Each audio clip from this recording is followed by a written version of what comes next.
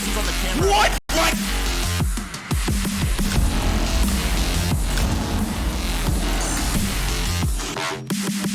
I'm so good! Now all in silence in a 1v4. He takes 2. Down goes both. Can he stay alive? He downs another 1v1 on the Kento and he wins it! Clutch this round out for IF. He gets 2. That's the defeat. That's huge. Mikey, no, Oh my- on the drop. We're Subarctic is sprinting around desperately, and we're going to overtime.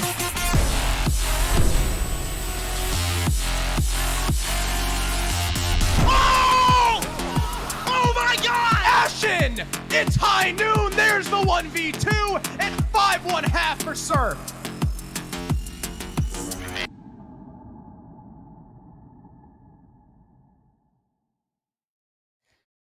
Welcome back, everybody, for semifinal number 2 of SCS Season 6, Stage 2. I am Lynx, joined by Benny. If you missed our first series, it was certainly unexpected in many aspects, but it resulted in Dallas Vendetta as our first contestant in the Grand Finals. Yeah, that was a 2-1 you wouldn't expect.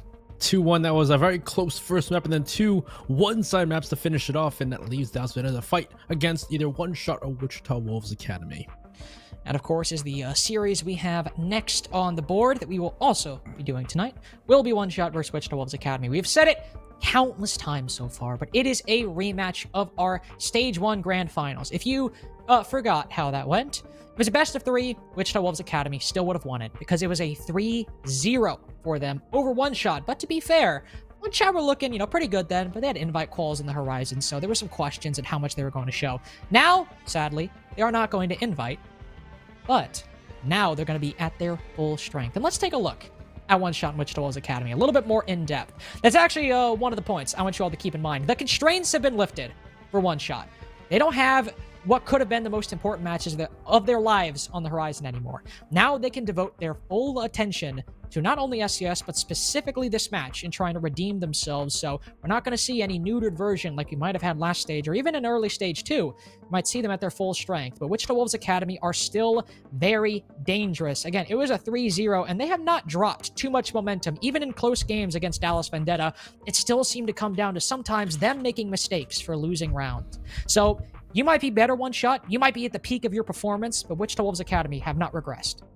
Yeah, I would say Wichita Academy is still the fearsome opponent that we've known them to be.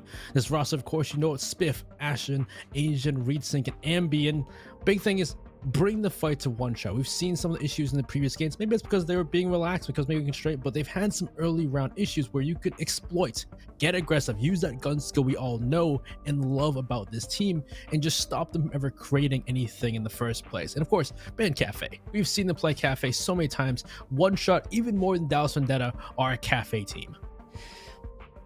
And it's not like Cafe is a map that Wichita Wolves Academy aren't good at, but when the only result for One Shot so far in Cafe this entire stage, and correct me if I'm wrong, has been 7-1s, at a bare minimum, 2 out of 3 7-1s. Yeah, I would just ban that map. Like, let's not. It was 7-2 against Mirage. Oh, sorry. Forgot about that one. That one's my bad. So it's like, sure they lost 7-4 against TSM, but it's TSM.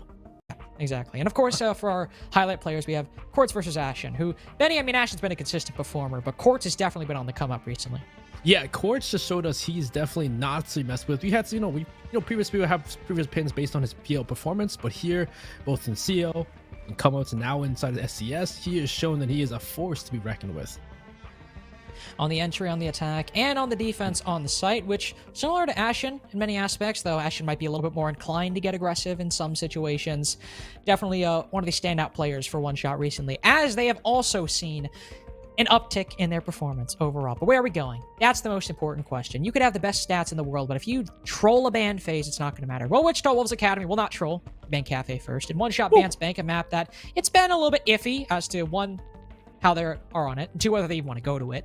We'll start out on Villa, where One Shot also are perfectly fine going with, and Oregon, again, where both teams are perfectly fine going with. Wichita Wolves Academy in particular. But Chalet, Benny, as our map number 3, where Ashen got his famous 1v2 clutch of the revolver. So good, it's in our VT.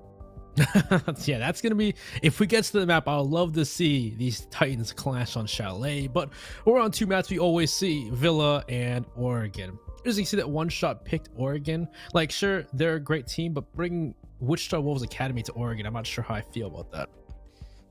Bringing Wichita Wolves Academy to any map in general is always always worrisome just because of how good they are as a team. We'll see if they're able to maybe throw off some of the shackles, some of the restraints that can sometimes fall on teams on the attack and the defense in some cases on Oregon by getting a little bit aggressive, or they'll play a bit more on the side. We'll have to see. For this game, or well, for the last game, it was very one-sided for Dallas Vendetta. For here, I imagine we should see a little bit more of a split. I don't remember everything that people connected. I think there was a bias towards one shot for the predictions. I can't exactly remember, but I'm pretty sure it's a little bit split more down the middle this go around. Yeah, that's kind of right. It's closer to the middle. Yeah, it's closer than before, at least. At least there's more than one person voting for Wichita Wolves Academy, which is interesting. Like, sure, we all know that One Shot did a great job at SI close quals, but Wichita Wolves Academy, they beat them 3-0. Not even was even close even. No, it's certainly, given the past performance, Wichita Wolves Academy definitely seemed like they might be the ones who should take the victory in this map. But as we've said, and we'll continue to say, or maybe not continue to say, but we've said it quite a bit, One Shot looked to be at their peak performance. And we said that closer during SCS and going into invite calls as well, that they look to be the best they've ever been. Now with those constraints no longer there, not that match on the horizon, and they can focus on the opponent in front of them. Wichita Wolves Academy certainly haven't regressed. They are certainly still a team to be feared, but One Shot are on the rise, and now this is all they have to play for. It's hard to root against an opponent, hard to not predict a team like that. Yeah, when you see a team rising and getting better, it's hard to think that they're going to lose when they're still progressing. They're getting better. Wichita Wolves Academy aren't a bad team per se, but I guess I haven't seen them really meet their match per se yet, and maybe this will be that match. Though we did see a very close game between Dallas Vendetta, so it's not to say that if they go to grand finals, that it won't be a hell of a match. Either way this goes, whether it's a one-shot victory or Wichita Wolves Academy victory, I think tomorrow we are going to have an excellent match, no matter who ends up winning this semifinals. But of course, still waiting on I believe a couple more players to get ready, so we're not getting in just yet. But for Villa, starting out, Benny, it's the map we just saw Dallas Vendetta steamroll. Or, well, up until 3 rounds, to be fair. At most part. For the most part. This one's got to be a closer one, right? Like, we're not going to see a stop. I would assume so. I would hope so. But it is Wichita Wolves Academy's map. And we've seen One Shot on this map before. They've done a decent job. But, again, I don't know what's on store. Maybe Wichita Wolves Academy are just going to pull everything out and just steamroll them. Well, it's certainly what they did in the previous final, so it'd be a fitting repeat. That's the case. History rhyming, I suppose. For the ban phase, perhaps we'll have a repeat in this regard as well. That's your Hibana ban, previously against Dallas Vendetta and Chess Club in their match that we just saw. We'll start out with half of that still ringing true. Will they ban out the next one in Habana? Will it be a Maverick? Will it be a Flores? Will it be a Zofia? What is it going to be from Wichita Wolves Academy? It will be Flores. So not really quite the same bans as last map, but something you'd expect when it comes to Villa. And, well, this makes sense. Wichita Wolves Academy have basically exclusively banned Flores and Hibana for a good portion of the stage, so not too surprising from them. Miraban following up as well. Again, it's the only defender they banned in SCS so far. So for Wichita Wolves Academy, not really breaking too much from the trend they've set previously. Now the question is, do you ban Valkyrie or do you ban Wamai? You ban Valkyrie, makes sense. It's the more powerful in the lineup, but Wamai now is going to strengthen those holes, but you can always go below and just blow them up from below. There's always that possibility of vertical play on Villa that is ever present, especially if you want to maybe run a buck like we saw Doc do a couple times in the Chess Club game that we just saw, though mainly on Clubhouse is where they employed that strategy. Here we'll see Spiff pick it right now. He could 6-pick. There's time to do that, of course. Willie, to be determined. Willie, find out next time with Dragon Ball Z. You say that? Oh wait, can I not say that? Oh shit. Oh, nah, I'm pretty sure we're fine. Don't worry. DMC strike. That gets me personally. Just gonna mute only my voice. Twitch admin, kick open Benny's door. It's over. It's wraps. It's a wraps. But AVG first for the side of One Shot. They'll be defending this first, and from the lineup, nothing too crazy. Not bringing Tachanka to try and hold off or use that incendiary grenades. The lineup isn't too crazy. Shields, Banshees, an all-around and general lineup as you'd expect on this map. So it's really to come down to see how which Wolf Academy push this site. Are they going to go for that main stairs take we've seen quite often, or will they go from that master side over and then have someone go for that study control later on? We'll see. Well, by not bringing that Tachanka, as it's not required, but if Wichita Wolves Academy do go for a main stairs take, we saw in that previous matchup, which I'm going to refer to a little bit because it's still fresh in my mind. We saw how without a Tachanka and only relying on that smoke, the attack can sometimes storm very quickly up those stairs if the player actually playing there isn't able to win their fights. Now, that doesn't mean that they'll even go main stairs, as Wichita Wolves Academy looked instead to be going for that master bedroom full clear.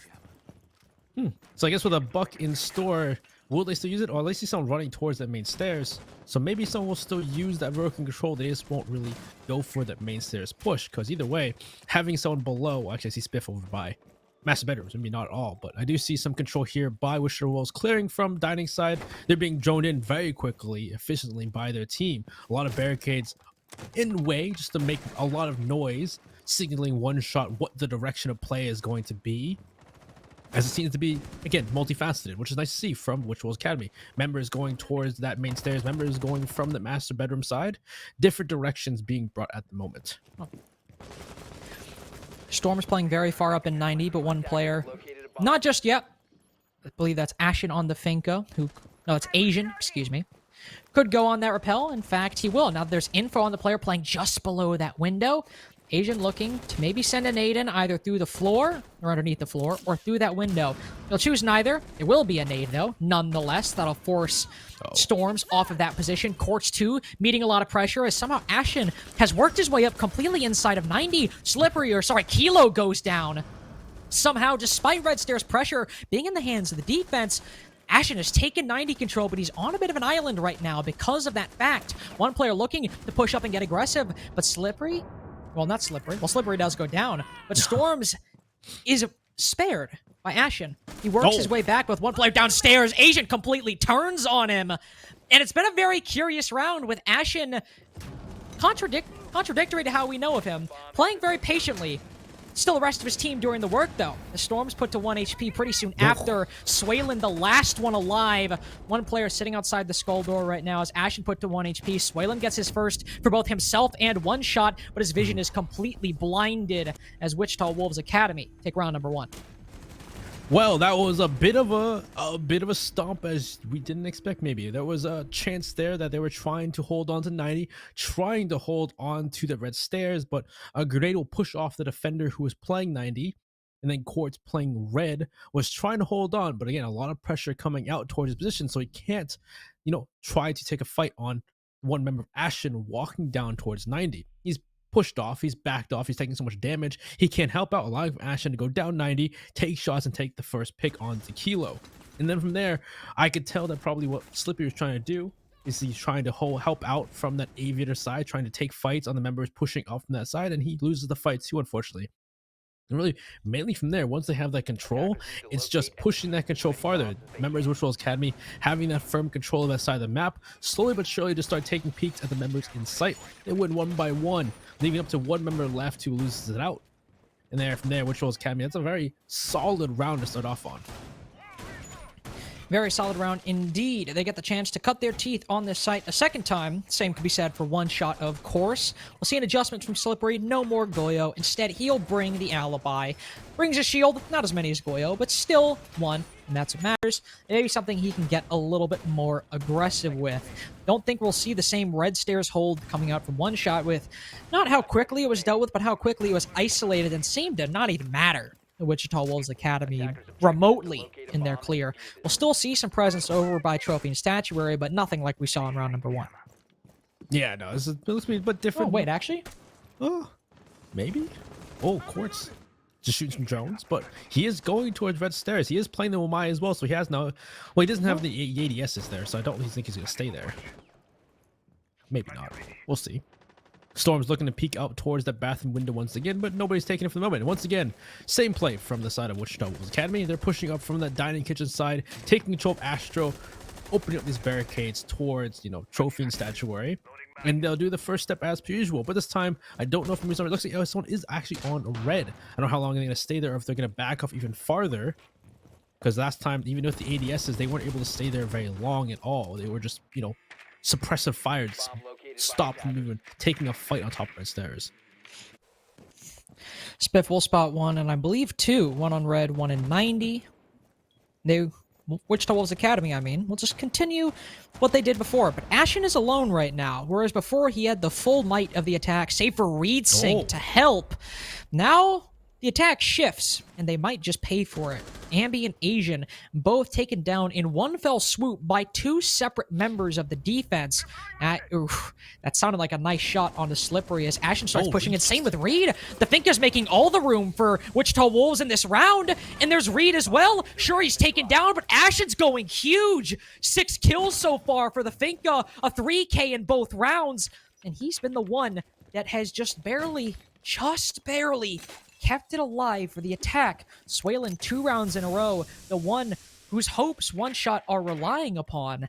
He has some intel, some utility, and some map control pushing up 90, but that could have been his one opportunity, and he blows it right as he sees that the shots go through. Ashen pushes into the site, is there to cut off Swaylin in case he pulls back. The smoke knows this is going to be a difficult engagement, but he smokes Ashen. The Finka can't contest, but Spiff is undaunted. He goes to put the bomb down. He'll lose a lot of HP, but he is not shaken by this smoke. He'll put the bomb down and move downstairs to play with the skeleton key and try to knock Swaylin off this plant. He'll hear it come through. The shots go a little too close. Swaylin's still scared enough to pull off. He'll go over to red, maybe to finish off the buck, but Spiff realizes what the play might be for the smoke. He doesn't try to get aggressive. He too switches to the shotgun. Shotgun on shotgun. Spiff's the better shooter. 2 rounds in a row for the attack in the post plant.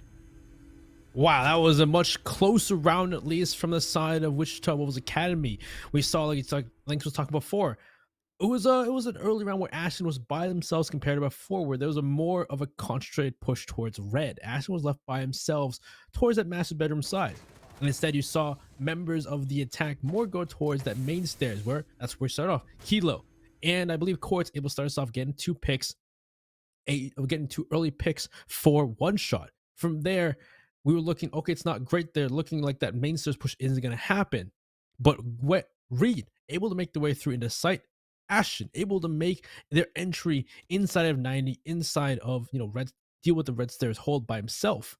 And from there, that control was big there, able to cause chaos in the defense, really force them to change their ways, get those picks, and leave Swaylin once again in a 1v2, which Swaylin almost had. He's able to kill Ashen and stop his reign of terror, leaving in a 1v1, but they get the post plant down. Spiff plays it well. He plays it for the time, knowing that he has to, you know, that Swaylin's up to that point. He has to get the defuse. He has to stop the defuse being planted or being, you know, disabling the bomb. So he has to force that fight, and he wins it. Skeleton key against shotgun. So we go on to our next defense, One Shot, and they've got to find where they can win a defense. Only tried one side, still plenty of time for a diamond in the rough, or even just a defensive win on Villa. Comparing it to a diamond in the rough probably is the most uncharitable thing possible. We'll try trophy statuary, a couple operators down below. I think 3 actually, though. Quartz might just be doing some setup down below. He might go upstairs pretty soon, and yep, he's actually going back up the Astro stairs, so it's just Storms and Swaylin down below to play for those C4s, and also in case Wichita Wolves Academy go for a push down below to maybe get that electric claw off the wall, they will be there to stop it.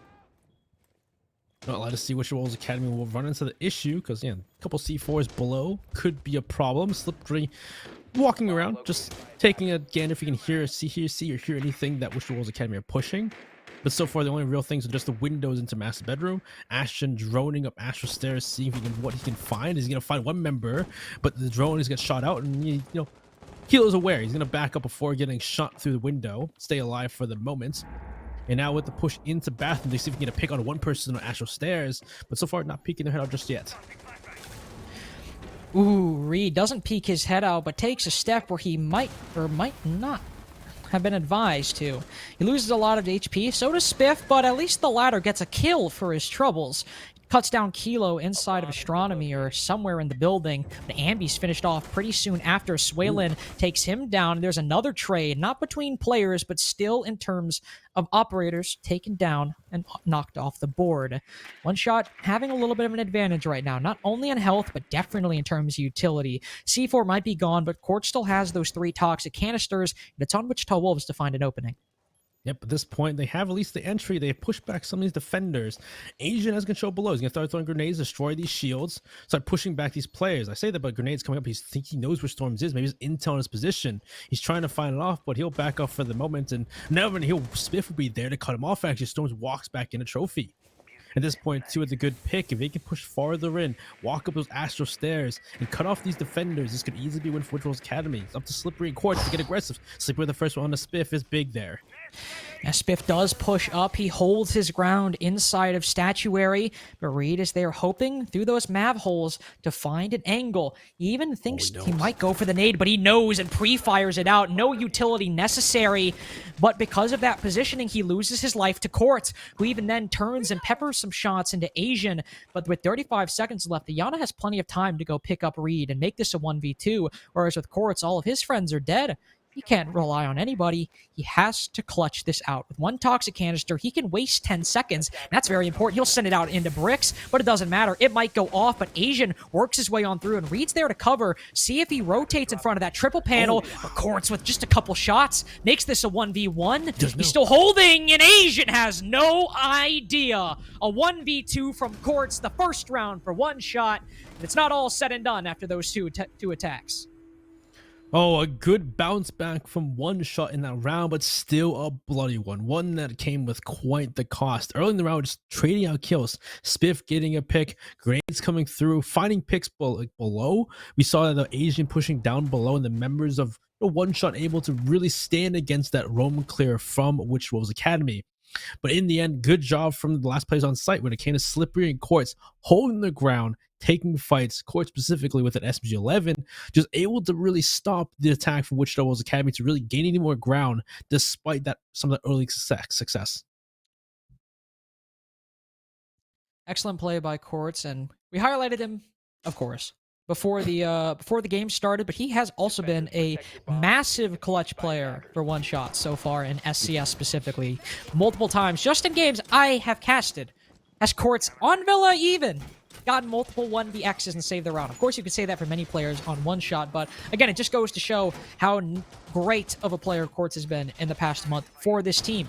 Going to Kitchen, he will find himself in a familiar position, playing down below on the site, but likely in tandem with Storms to maybe go for a C4 from below. There's always potential for that, as vertical can be important on this site, but we've seen, again, as I mentioned in the previous series, a trend more towards horizontal pushes on Dining Room and Kitchen, at least in SCS so far. So that pulse will still be useful, but the C4s might be less so. We instead could be relying on Quartz's shotgun to make the plays.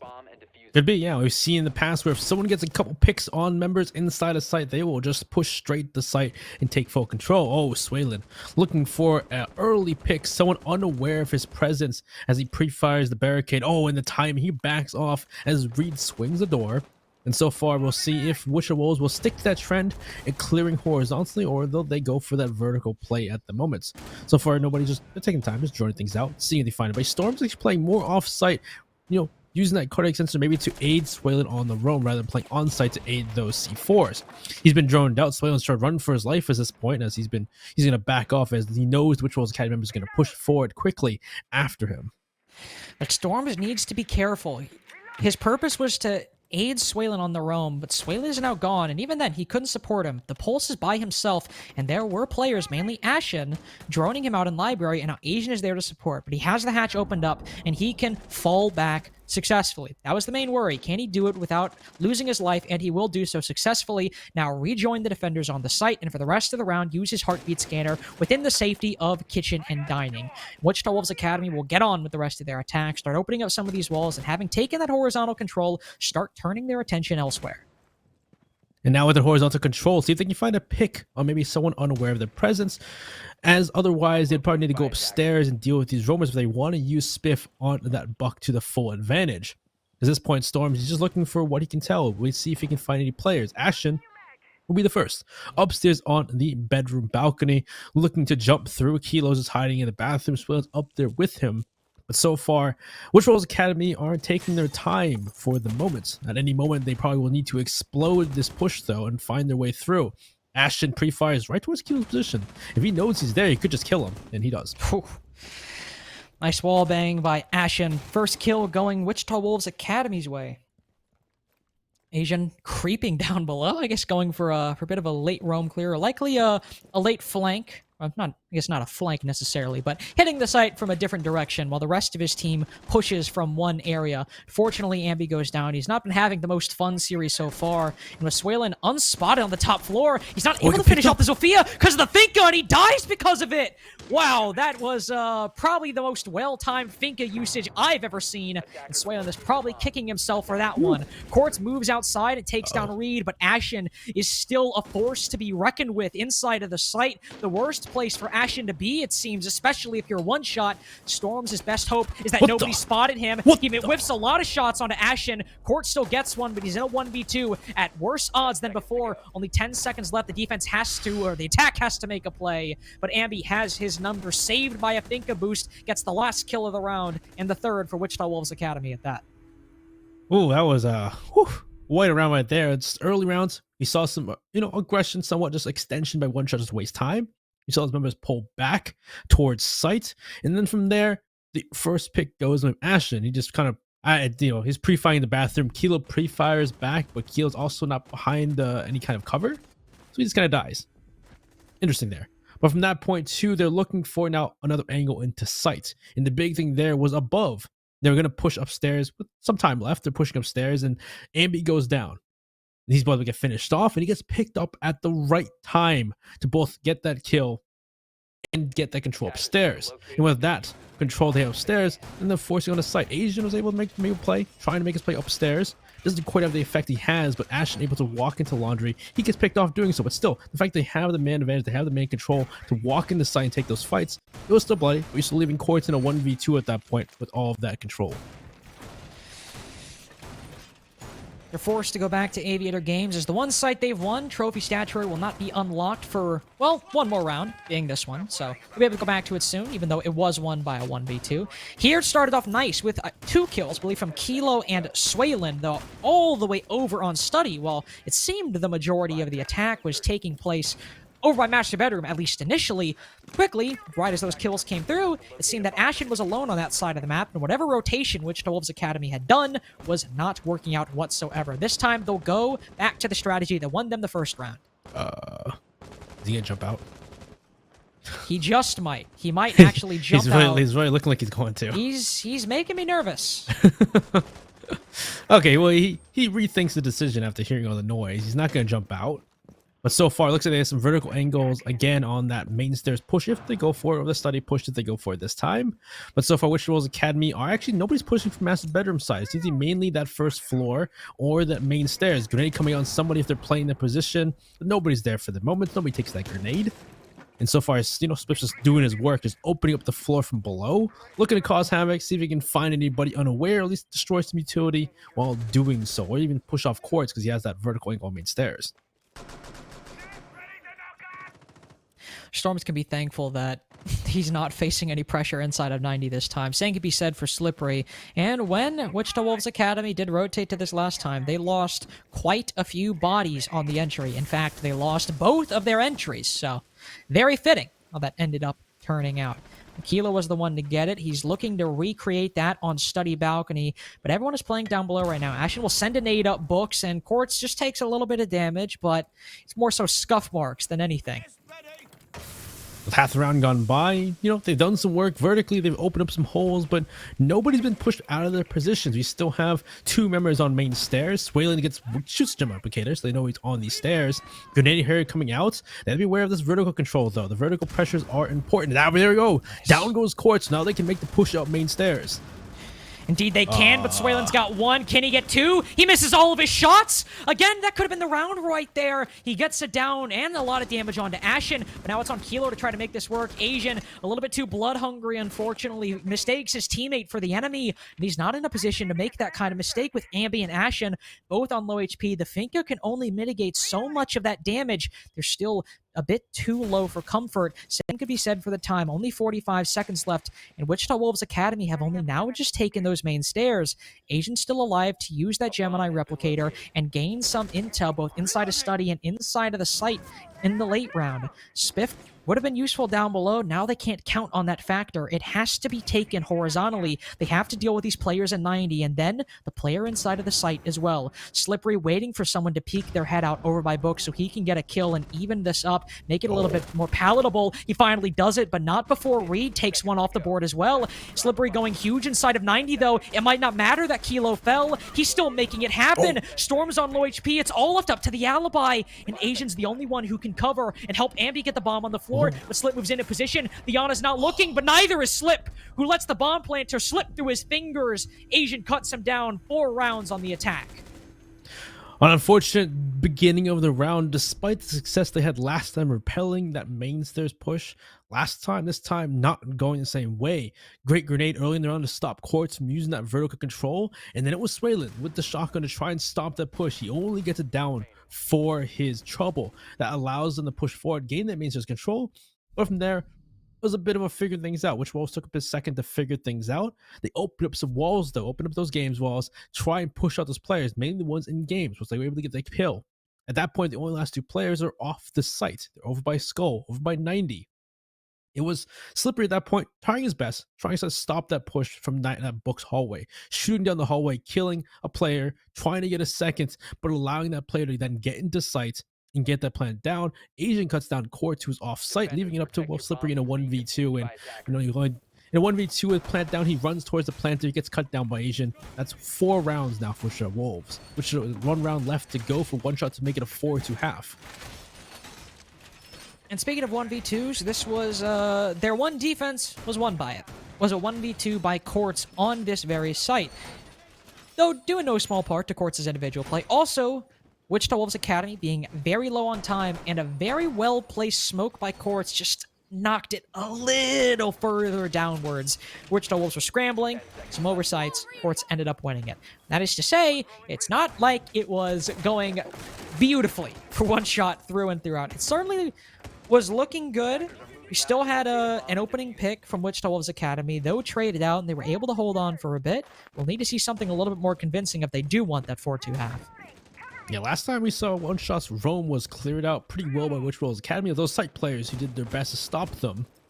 We'll see that happen once again, as assuming you see Asian push into sight maybe from below. He came from the pantry stairs last time. So this time he's going to push through maybe laundry and find these 2 defenders who are roaming, as once again, those roamers with C4s, Swalen and Storms down below, looking for a chance to C4 them if they push into master bedroom, which Ambi has already done. Runs right through, looking to find someone on Astro stairs. Nobody's there. C4 comes up, but he's not going to kill.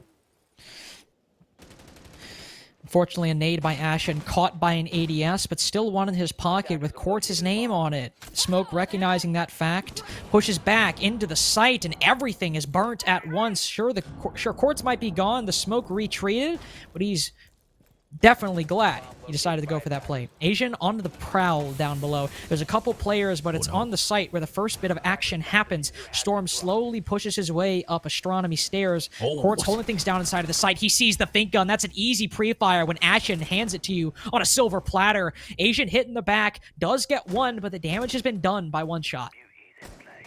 Yeah, at this point, this entire push through main, the best bedroom towards Astro has been halted by the defense. And so far, Asian hasn't had quite the success on the roam clears he had last time. This time he's looking around the stairs. He finds one pick, but that's the only thing he's found so far. Not able to really aid his team on that eventual push. There's a grenade down below, looking for another chance to find somebody who's maybe peeking their head. And there's somebody who now runs away towards those brown stairs. It's Swalen, who's just wasting Asian's time at this point. Asian looks around the wall. He wins the fight against Swalen, but still 3v2. Those last 3 players are on site ready. They're just waiting for them to push through. These 2 players are Asian and Ambi. Though you could say that about really anybody on Wichita Wolves Academy. Never count them out when they're in these kinds of situations. Asian is hunting for a nade from below. He cooks it and it just barely, just narrowly misses Quartz from putting him in the grave. The second one does come through though, and now he's down. It's even. Ambi finishes him off. He's pushing on in. Knows the Cade is playing over in Statuary, but a nice rotate by Slippery. A reposition catches the Zofia off guard, and Asian can't finish it off. A beautiful play by Slippery to stop the comeback before it can truly blossom. And it's a 4-2 half, but still not at all where you would like to be. Yeah, 4-2. Well, we've seen 4-2 halves. It's nothing too crazy. Definitely not where we want to be though, because now Witch Wolves on their defense, they just need to get 3 rounds. They can finish this off right here, and we've seen defenses go very well for his teams. But hey, anything can happen here. Nothing's quite in stone just yet. We go on to Trophy Statuary for Witch Wolves' first defense. We're going to see one shot really pull it out like we saw from them, because there's some flawless rounds Witch Wolves Academy attacks here on Villa. We need to see that from one shot as well, but we've seen one shots past that. Some of the early engagements have been an issue for them. Definitely, that early round has been very solidly the dominion of Wichita Wolves Academy at times. Sometimes one shot have fought back, and 2 rounds, thanks to Kilo, it did manage to get it, but for the most part, Wichita Wolves Academy have still kept it close, even when one shot have started fighting back. This go round of the defense, we'll see if it's more of the chess club style where they're spawn peeking and trying to get as aggressive as early on as they can. They certainly would do that frequently in stage 1, so it's not like this team doesn't have a history of doing that. Based on their lineup and based on the trend of that team as well, not sure if that's going to be the case. For Trophy Statuary, you might see them playing a little bit closer towards the side, maybe posturing down below, but nothing outlandish like we've seen earlier tonight. Yeah, I don't see anything too crazy. Nobody's looking to go spawn peek. No one's looking to jump out and take fights early. Maybe Ashton, maybe looking for a pick through that study window if someone's on the master bedroom balcony. But otherwise, I don't see anything too crazy for them just yet. There is a roam, of course, like you all talking about, There's a roam from Witch Wolves Academy. Some C4s like below, like we saw one shot. We'll see if they can clear that, or if they even do try to clear those roamers out, or if they push straight to sites. Slippery, looking to push that. Nomad air jab on the pantry stairs if they go back up it, if they're trying to rotate around. And they're looking to pinch out Asian first is the first step in this clear. Asian's taking some shots. He's going to back off. Does he have any support, though? That's the one worry right now is he might... Ooh. Wow. Oh, you can't tease us like that, Asian. You got to follow through. You got to fire a little bit longer than that. And of course, not actually blaming him, but that would have been a stylish first pick had that happened. It's Spiff to get it, though. Quartz on the entry. Shut down by the Jaeger. Still saw Reed up above. Very close to getting a second kill had Slippery moved through that doorway. Doesn't happen, though. Asian joins Spiff down below inside of Library, hoping, begging for the attack to try to push through them, because they will likely, even if they're both taken down, get one kill before they're finished off. Ashen, too, can get aggressive behind that shield if he wants to. With the safety of bricks as well, he doesn't have to worry about a nade from below. He does have to worry about maybe some clear from the balcony that ends up happening. No, Electric gets taken off, and you just worry about. He has the second Electric Claw open to re-electrify that wall, forcing maybe one shot to use another grenade to stop him, and Spiff has now repositioned towards that entry into China, looking to aggress on these members downstairs to stop them from opening up that triple wall. As Storms and Slippery are expecting maybe some aggression, looks like Slippery will walk away. Ambi's still playing off the site, and so far, which one shot haven't made much of a push besides this. Waylo will get the first pick for his team, though, taking down Reed a bit off site. Actually, no, it's on site, actually. What was the player playing inside of Astro, but Spiff has retaken that position, or is not making as clear as it was. Ooh, they have not droned out the stairway, though. And with nobody on the rappel on that window, Spiff can play in this position unless somebody from one shot can react in time. He'll shoot the drone instead, and the pre-fire goes across Kilo, but none of the shots land, and Kilo's the one hitting those today. One shot with 40 seconds left. They have the lead, but Asian's still down below. Only 1 for 1. That leaves Ashen and Ambi. Again, a fearsome duo, and Ambi will prove that fact to Swaylin. Tries to push in through bricks, but the Wamai is there to stop his entry. First flashbang caught by a magnet. More utility wasted. Ashen hoping he can catch an attacker off guard. It seemed like Kilo might have predicted it, but he still decapitates the 2 remaining players. 5-2 for the Wolves. Wow, that's quite an angle right there from Asian at the end, or Ashen at the end there. But still, that was a round we saw Asian and Spiff below, roaming. And Wichita Wolves Academy roamed for most of the round, and One Shot could not quite get the grip on dealing with that roam. Sure, in the end, they finally did deal with them, but it took them the entire round, and, well, Quartz getting picked off early by Spiff. Nobody did a refrag Quartz. Nobody there with Quartz when he jumped in. I believe he either jumped through bathroom or bicycle because Spiff was playing living room.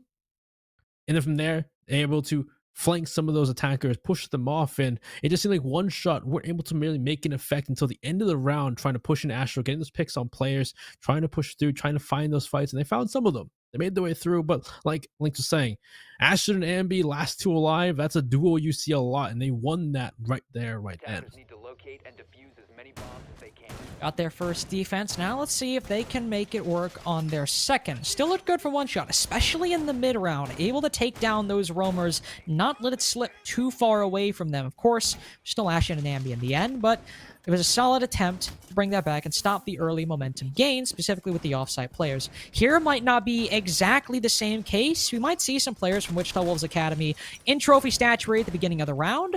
We'll see if there's anybody exactly down below. I'm also intrigued to see where One Shot will go. Will it be main stairs? Will it be a full clear? Either way, they'll have their hands full with whatever position they have to clear, whether it be north or south. We'll see if Wichita Wolves Academy will elect to be more aggressive compared to maybe other teams. We'll be more the middle rather than being one spectrum or the other, like we saw from last game, where it's either A, you're all roaming, or B, you're all on site. So far from Wichita Wolves Academy, you have some players off-site towards trophy and statuary, like we just saw from the Malusi of Asian. So there is something going on either side to pause that push if they go from Master Bedroom over towards Skull, which you do see from the moment. One Shot are, most of them are on this side for the moment, opening up those windows into Master Bedroom. And it looks like Storm sees one of those windows opens, expects someone's at the doorway into bricks, but nobody's there. He's at through the soft wall. That triple wall is only partially reinforced.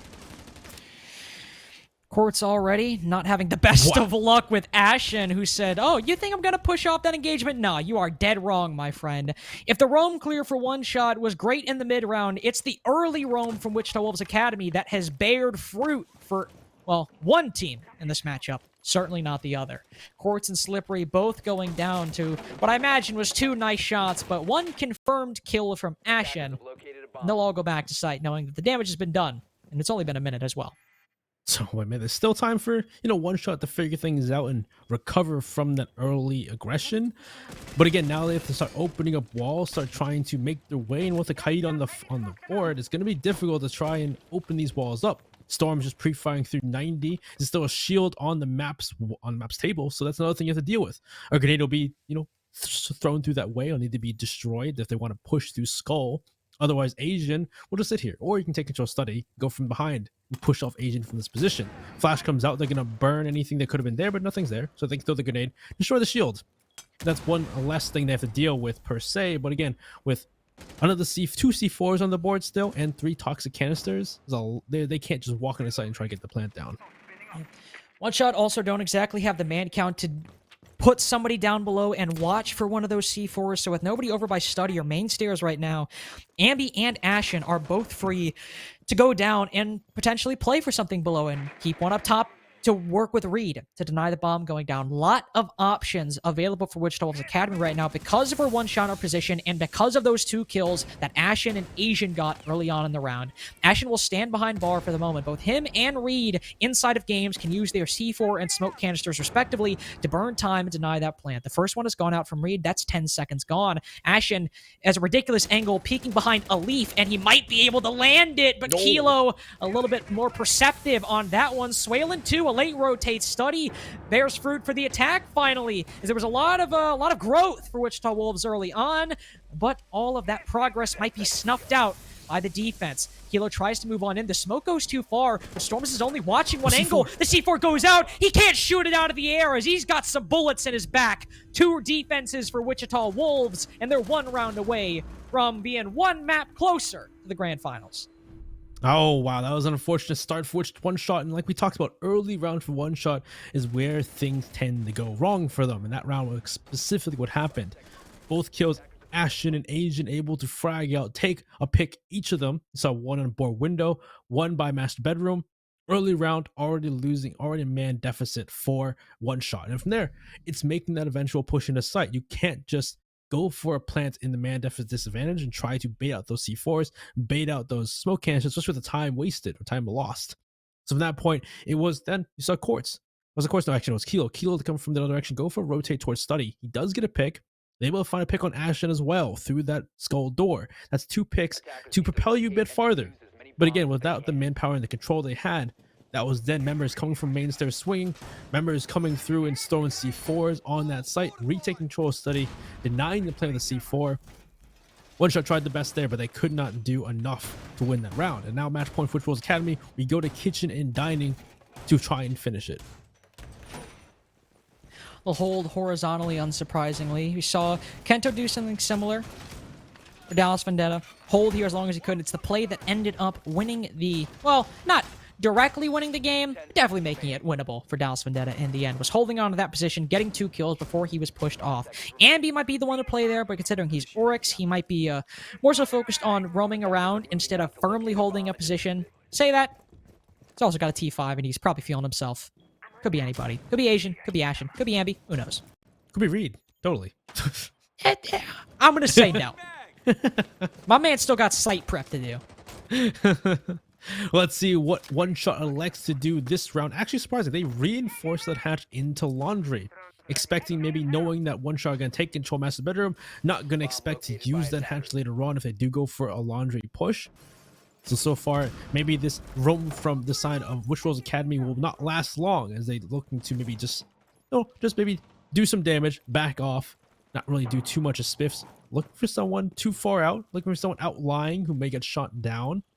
And so far, the Laundry push is here for them. Oh, lying down, does not expect it. Down goes Reed. I shouldn't have said anything about him. I was about to say, Wichita Wolves Academy. These are not some green Rainbow Six players that you're going against right now. This is One Shot. Can't be going for those peaks like that without good reason. And I feel like Slippery made that point better than I ever could.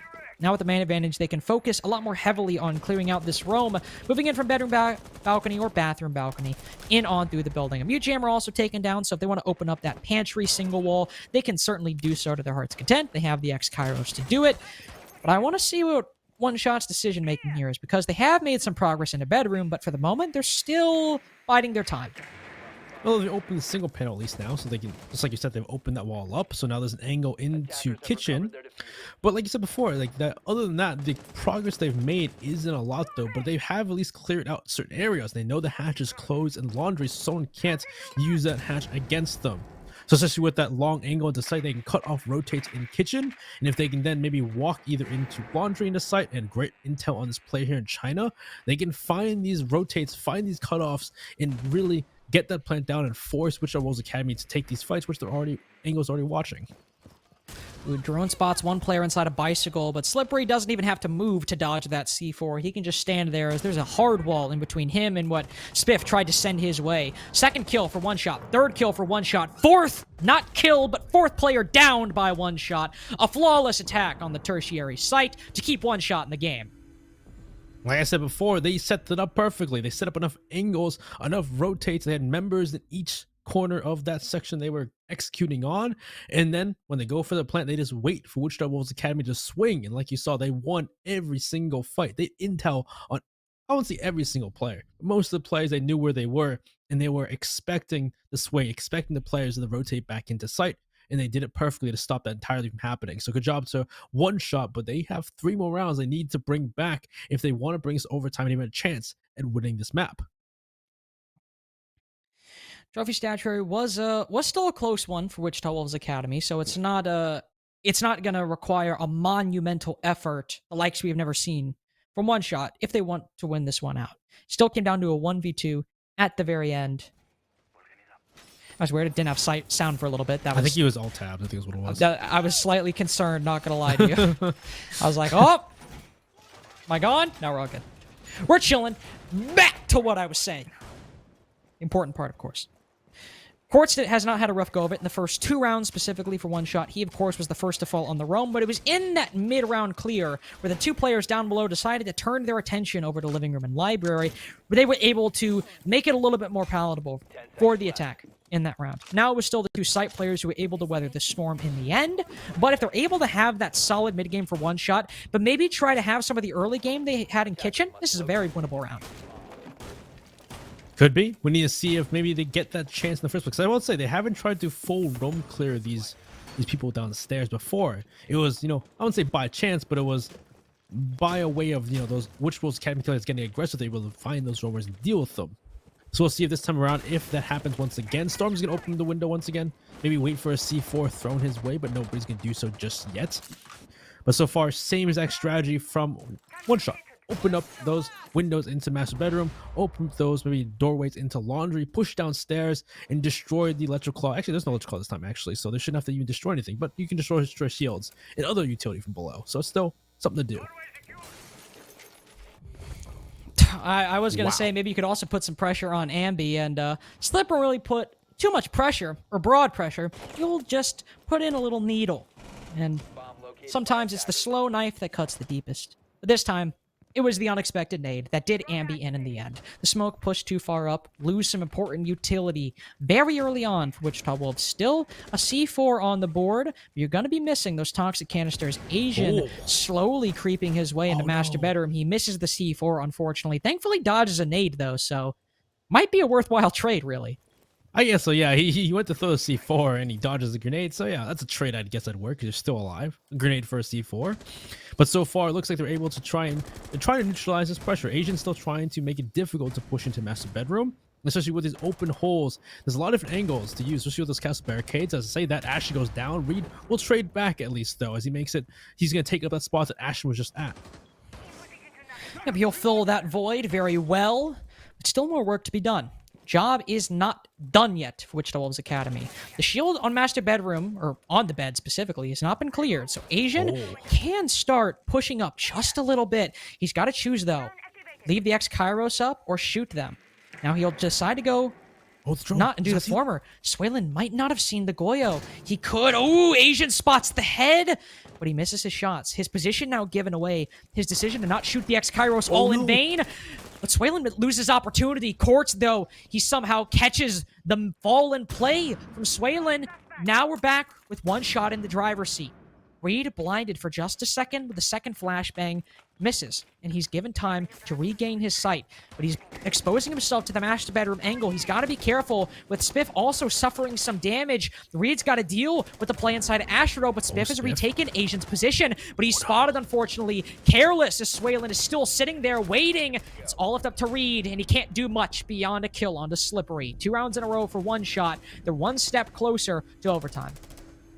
So much closer there, but still, it was one shot that round. Were just able to, they were just slowly starting the pressure. Sure, the quick one was getting that kill in ambience at a closet, so that neutralizes that initial obstacle that Wichita Wolves Academy had put forth. And then from there, it was a slow push into master bedroom. And the way that Wichita Wolves Academy had made that round was they had a lot of open holes, a lot of different angles they were trying to play off those gun skills on. You had 2 open holes in that triple wall. You had Asian playing aggressive at bricks. There was so many chances that Wichita was trying to take advantage of one shot early in the round. And you saw Asian trying to get aggressive. You saw Ashen trying to take fights. And unfortunately, both members were unable to take those fights, able to win those fights.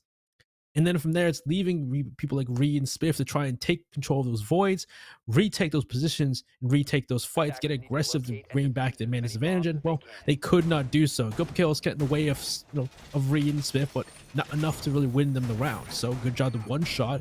And so far, it seems like as long as they can weather that early round, one shot are able to make that mid to late round work. For Aviator Games, this was another example of that early round, not so much being weathered by one shot. It was just Ashen smoking courts, going prone. And then after that, it was further compounded by Wichita Wolves Academy. They were able to completely consolidate in the late round and pretty much stop the push in for one shot in particular. Here, now that one shot are on a nice little trend of actually winning some opening engagements, perhaps Courts might have a bit more success here. They're going for that full clear, or at least they seem to be, based on where they all spawned. So maybe they'll anticipate Ashen trying to get aggressive on board window this time. Hopefully, yeah, that was an unfortunate shot because he couldn't see the head of Ashen, but Ashen could see the head of Courts there. Unfortunate perspective. That's how it be sometimes, but we'll see. Because last time, yeah, Asian, you had Ashen on that, board window. You had Asian roaming, and now here's the roam once more. Asian once again roaming. He sees one, picks off the second, and swings. Can he get the second kill? He cannot though. At least it's a trade, but someone's behind to help out. Ashen swings Memorial, so down goes 2 players and 1 shot once again on this site. Excellent coordination between Asian and Ashen right there. Able to compensate for what could have been a very good start for 1 shot, had that clear been successful. Sure, they lost Asian, but Slippery was in the best position to go 1 for 1. But unfortunately, maybe due to lack of intel or maybe due to Slip just having to prioritize 1 body and not being able to take down 2, ends up losing his life. Still a 3v4. You've taken down a C4 that you don't need to worry about anymore. But it's another situation where 1 shot in the early round have to start on the back foot once they go into their clear. Last time too, when they went into the execute, just because they're down people, they have to try and find a weakness. Especially with having, the smoke cannons, the C4s available, you have to find a way to deal with the players rather than go for the plant. Because if you go for that plant, the C4 comes through, smokes come through, time loses entirely. So now we have to see them either maybe push towards study earlier and try and find a way to neutralize that main stairs control, or maybe push down 90 classical hallway and try and find a pick there. Nobody's playing red. They're going to throw a grenade that way anyway. Nobody's really playing it, so they'll destroy that shield.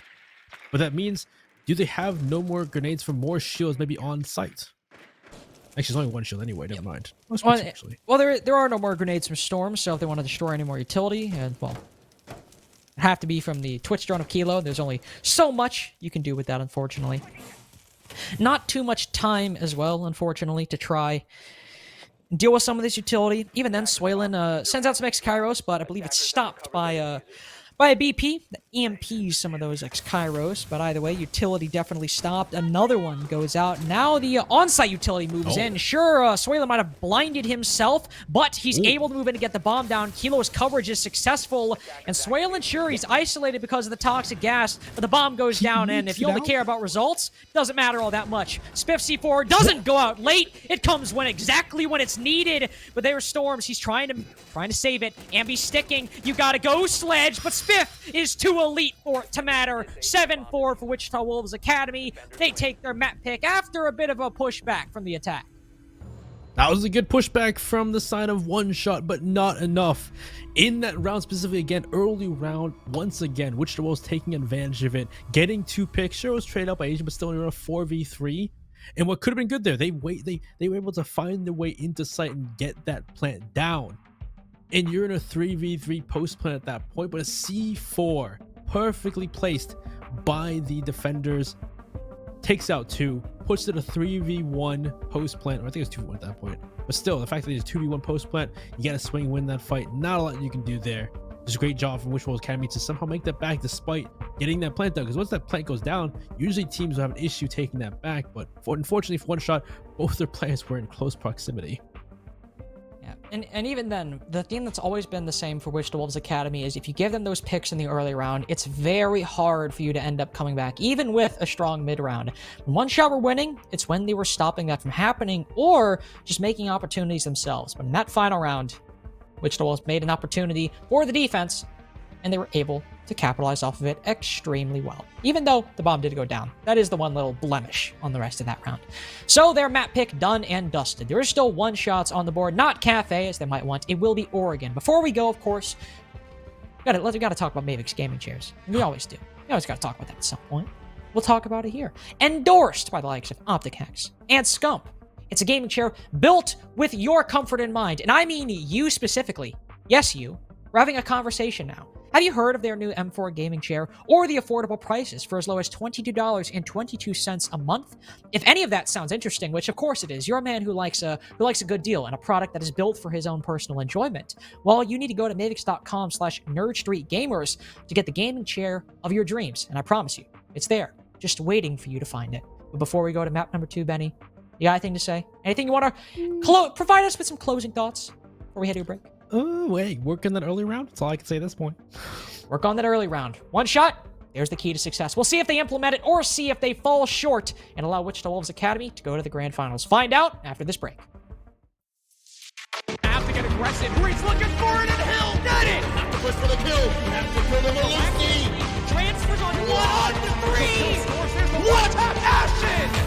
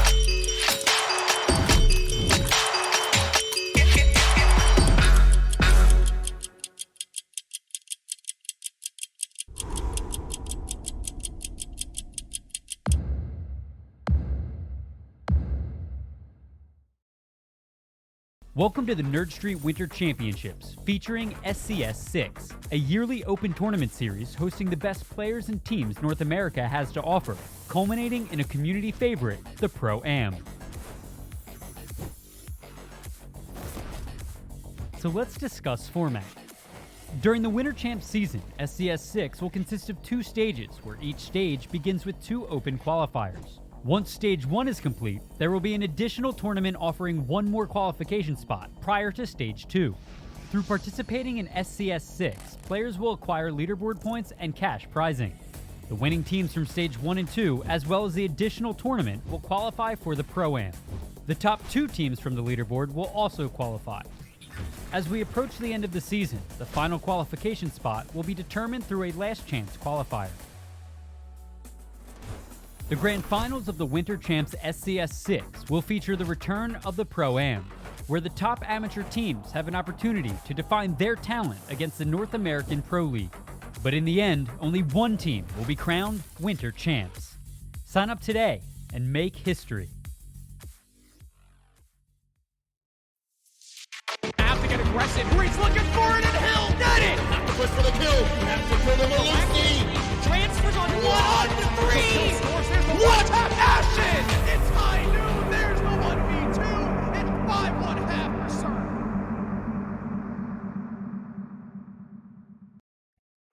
Welcome back, everybody. If you missed map number 1, it went 7-4 Wichita Wolves Academy's way on their own pick. And now we get to see if One Shot on Oregon can bring it back. I'm Lynx, joined by Benny. And I would say a 7-4, honestly. I'm happy with that between these two teams. Yeah, at least it was a good bounce back from One Shot. They had a tumultuous few, first half there. 4-2 on their defense, or 2-4 on their defense, and looking like a lot of just one-side rounds from Wichita Academy. Then to bounce back, take some back, proved to be a fight. But still, it was Academy map pick. They definitely proved to be why it was their map pick in the first place. Yeah.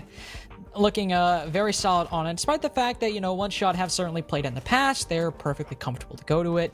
And this is one where Wichita Wolves Academy demonstrated their expertise greatly on the attack and even on the defense. Even though it seemed a little bit shaky at times, they lost 2 rounds on both half. Think we can excuse them for having consistency, which is always okay in my book. Excellent C4 by Spiff, by the way, I have to say. That was a beauty right there. If you want to take a look at the stats in that map, who was a top performer? Who was not showing up? Well, Swaylen certainly was for One Shot, and what do you know it? It's the duo that always seems to cause chaos, Ashen and Asian. Dude, Ashen with 4 entries, Asian as well, just on the roam, or on the attack as well. On the attack was just Ashen and Asian, always finding those early picks was big for their team. And of course, on the side of One Shot, Swaylen tried his best at times, but there's only so much you can do. It's actually funny, it's actually see quite a few entries from Slippery and Kilo as well. Yeah, Kilo was getting involved in a lot of those entry engagements on the defense in particular, whereas Quartz, his 0-3, yeah, that was all on attack, unfortunately. So unlucky when your tip of the spear is the first to die and usually untraded on Villa. However, moving forward to Oregon, this is where things might get interesting. It is One Shot's pick, but this has been Wichita Wolves' permaban for the entirety of Stage 2 so far. It has been their first ban in every best of 3 they've played so far. Today they prioritized Cafe, understandably, because One Shot are really good on it. Their worst result, I think, is a 7-4. So you want to get that off to the board. But this is where I'm excited to see, Benny. Is this a map that they've been hiding? Or, because Cafe is so good, have they sort of boxed themselves into a corner that One Shot can exploit? I do wonder, actually, because you think that a team like Wichita Wolves Academy that it's prided themselves on early round on engagements would excel in Oregon, but they don't play it ever. So what is the reason for it? Is there something secret? Is there a weakness there? Or is it merely just, hey, we know we're so good in it, we just don't play it? Or hell, it might just be sometimes you just play a map, you just don't feel it. You're not having a good time. And also, there's only so many maps in the pool. Unless you're, say, in Tier 1 or PB, I guess. Well, I guess they are in Tier 1. I still have to get used to that. But where you might even have a 6-7 map pool. Down here, when people can't play this for a job sometimes, they need to focus their efforts on some maps. Is Oregon in Wichita Wolves Academy's pool and they've been keeping it secret? Or have One Shot been able to find something they can exploit and push themselves to map number 3? We'll have to find out. We're getting into it right now. One Shot, they start on the defense. start that side. They got the good footing to start us off first, to, maybe get a good half and lead them to win the map right there. We'll see what the bands like though. They're gonna ban some hard breachers. It's probably Thatcher as per usual, or will it be a Maverick and a Habana maybe, or a Flores? And it's Ying actually. That's actually not too surprising, but again, I don't know how often we see Ying these days, even on Oregon sometimes. Well, I wouldn't say we see her too often, but she's always an operator, especially on this map, that can make getting those entries a lot easier. And for executes like a big window take on dorms, also very difficult. A Flores ban to follow that up next. This should make for an interesting map, not because Flores is not a common ban on Oregon. It actually makes a lot of sense.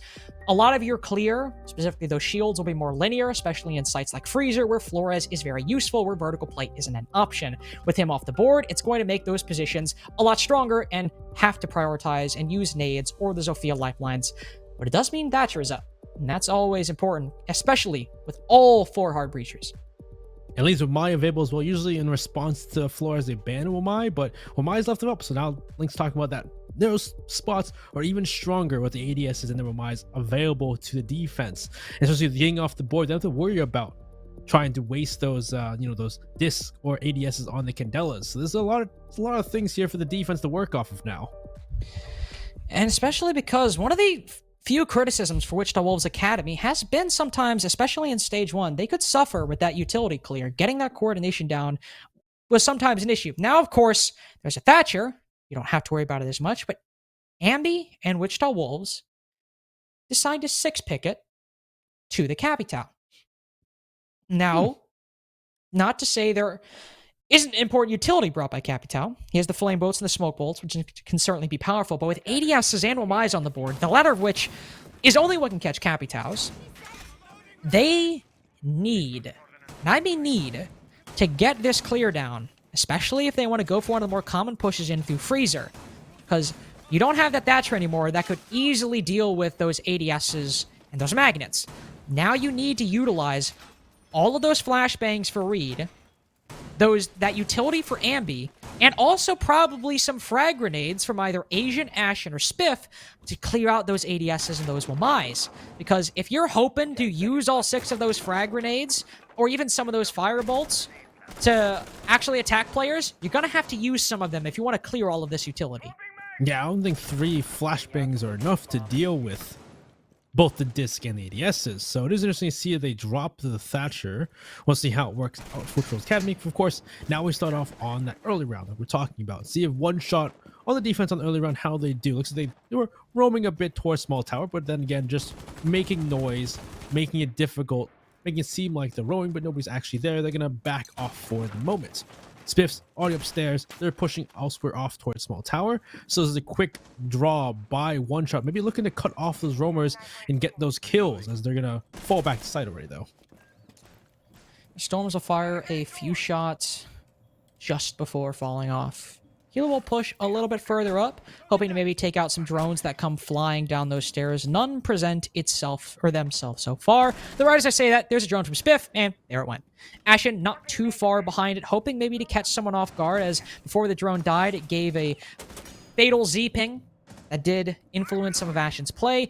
There's nobody in sight. Just hidden behind the locker. Ashen could likely send a nade out soon, but again, with all these ADSs and magnets, there's a lot of work to be done if Ashen wants to send a nade down Freezer. At least it was quick, though. They're able to push back those roamers and get control of that first floor within the first minute or so. So quick work from Wichita Wolves Academy. Now it's going to be trying to, as let's talk about, deal with these ADSs and these disc and trying to get there. First one comes up picked by a Wamai disc. Second one and a third should get picked off by a Wamai disc as well. So there goes 3 flashbangs. Now it comes either using the bolts or the grenades, which the first grenade comes out, gets caught as well. So there's already some utility gone off the board by Ashton and Spiff, and the shield's still there. Ooh, nice shot by Reed, able to take down Kilo in an important position. Playing that long haul is very powerful for the defense if not dealt with. There's still plenty of players who can retake that position, but the more and more that are taken down, the more and more you have to commit to holding off the Storm and Freezer. Quartz will make that job a little bit more difficult for the attack. Now that Ashen is down, he'll even retake the position, as the nades have not gone as far back as the attack would like. Quartz has been relatively safe playing over there for the time being. Some firebolts and some smoke bolts that start both going coming out. And instead, Wichita Wolves Academy drop down E-Box. One unfortunately falls as Spiff works his way on in. Asian on the coverage is perfect so far, but he falls. Slippery's able to mitigate any potential damage. Catches one on the floor as well. Ooh, almost wins that fight with the pistol too. But we're back to equilibrium between these two teams. Just as the E-Box drop was not red, Ambi's position looked like it wasn't, but Swalen with the quick reaction and a couple pumps with the shotgun makes Spiff the only hope for Wichita Wolves in this round. Quartz quickly deals with that, and they takes the first defense as a result. Oh, you can tell already from the beginning of the round that, well, it was a quick push from Wichita Wolves Academy. They pushed back that roam very quickly. They had control of the map within the first minute, but then comes the utility game. You can tell there's already an issue dealing with the shields because of the fact that, well, they didn't bring a Thatcher. They only had 3 frags. I mean, not frags. They only had 3 flashbangs. They had 6 grenades, but you had to use quite a few of those grenades to even get anything done in the first place. They finally did destroy some of those grenades, destroy some of the utility, start sending in fireballs, but it wasn't enough to really get any kills. It was gunfire to get the first pick from Reed.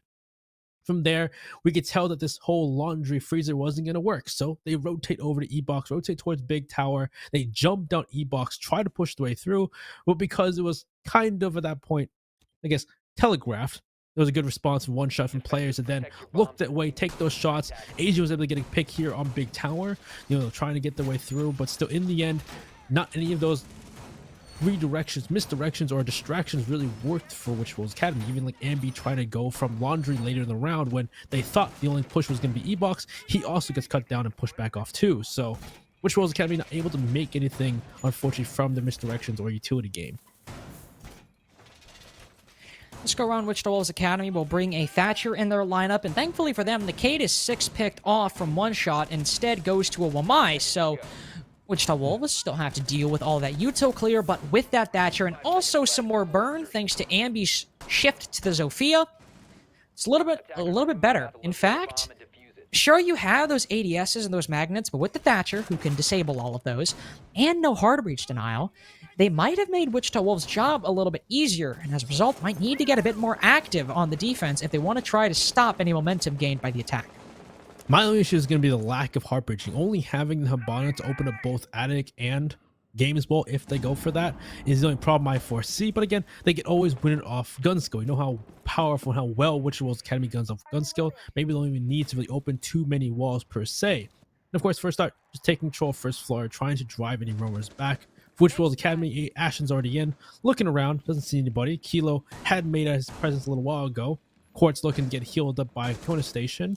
And so far, we need to see what the push is going to be from Wichita Wolves Academy. Are they going to force their way through Games Wall, through Attic, or are they going to maybe go for below and try to deal with utility below and then push up White Stairs?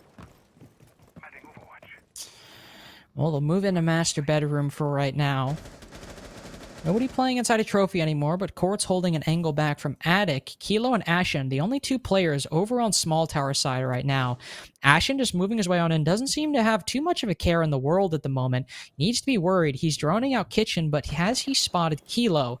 That's the one worry right now, at least for us, as with the bird's eye view. He certainly loses a lot of damage from up above, but no, he's not at all aware of Kilo's presence. He sends out a powerful nade, but it's actually Quartz, not from up above, from down inside of Meeting, who gets the first pick on the Yana. So there goes your one, roam clear in Ashen, who's by himself. That's one thing we saw before in some of their older games, where sometimes people were sent by themselves and they would get pinched on that. They would get stopped by the defenders when they're on that solo roam clear. Looks like Asian will take Ashen's place and will start clearing from below. They can use that ADS. Looks like they're going to push right now. Are they push off the EMP, destroy some utility? No, they use that first EMP, but nobody aggresses, maybe expecting someone to swing, but nobody from one shot does so. Oh, Asian moving down below, but there's another! But it's... The opportunity goes away! Quartz whiffs a shot he should not have missed in a million years!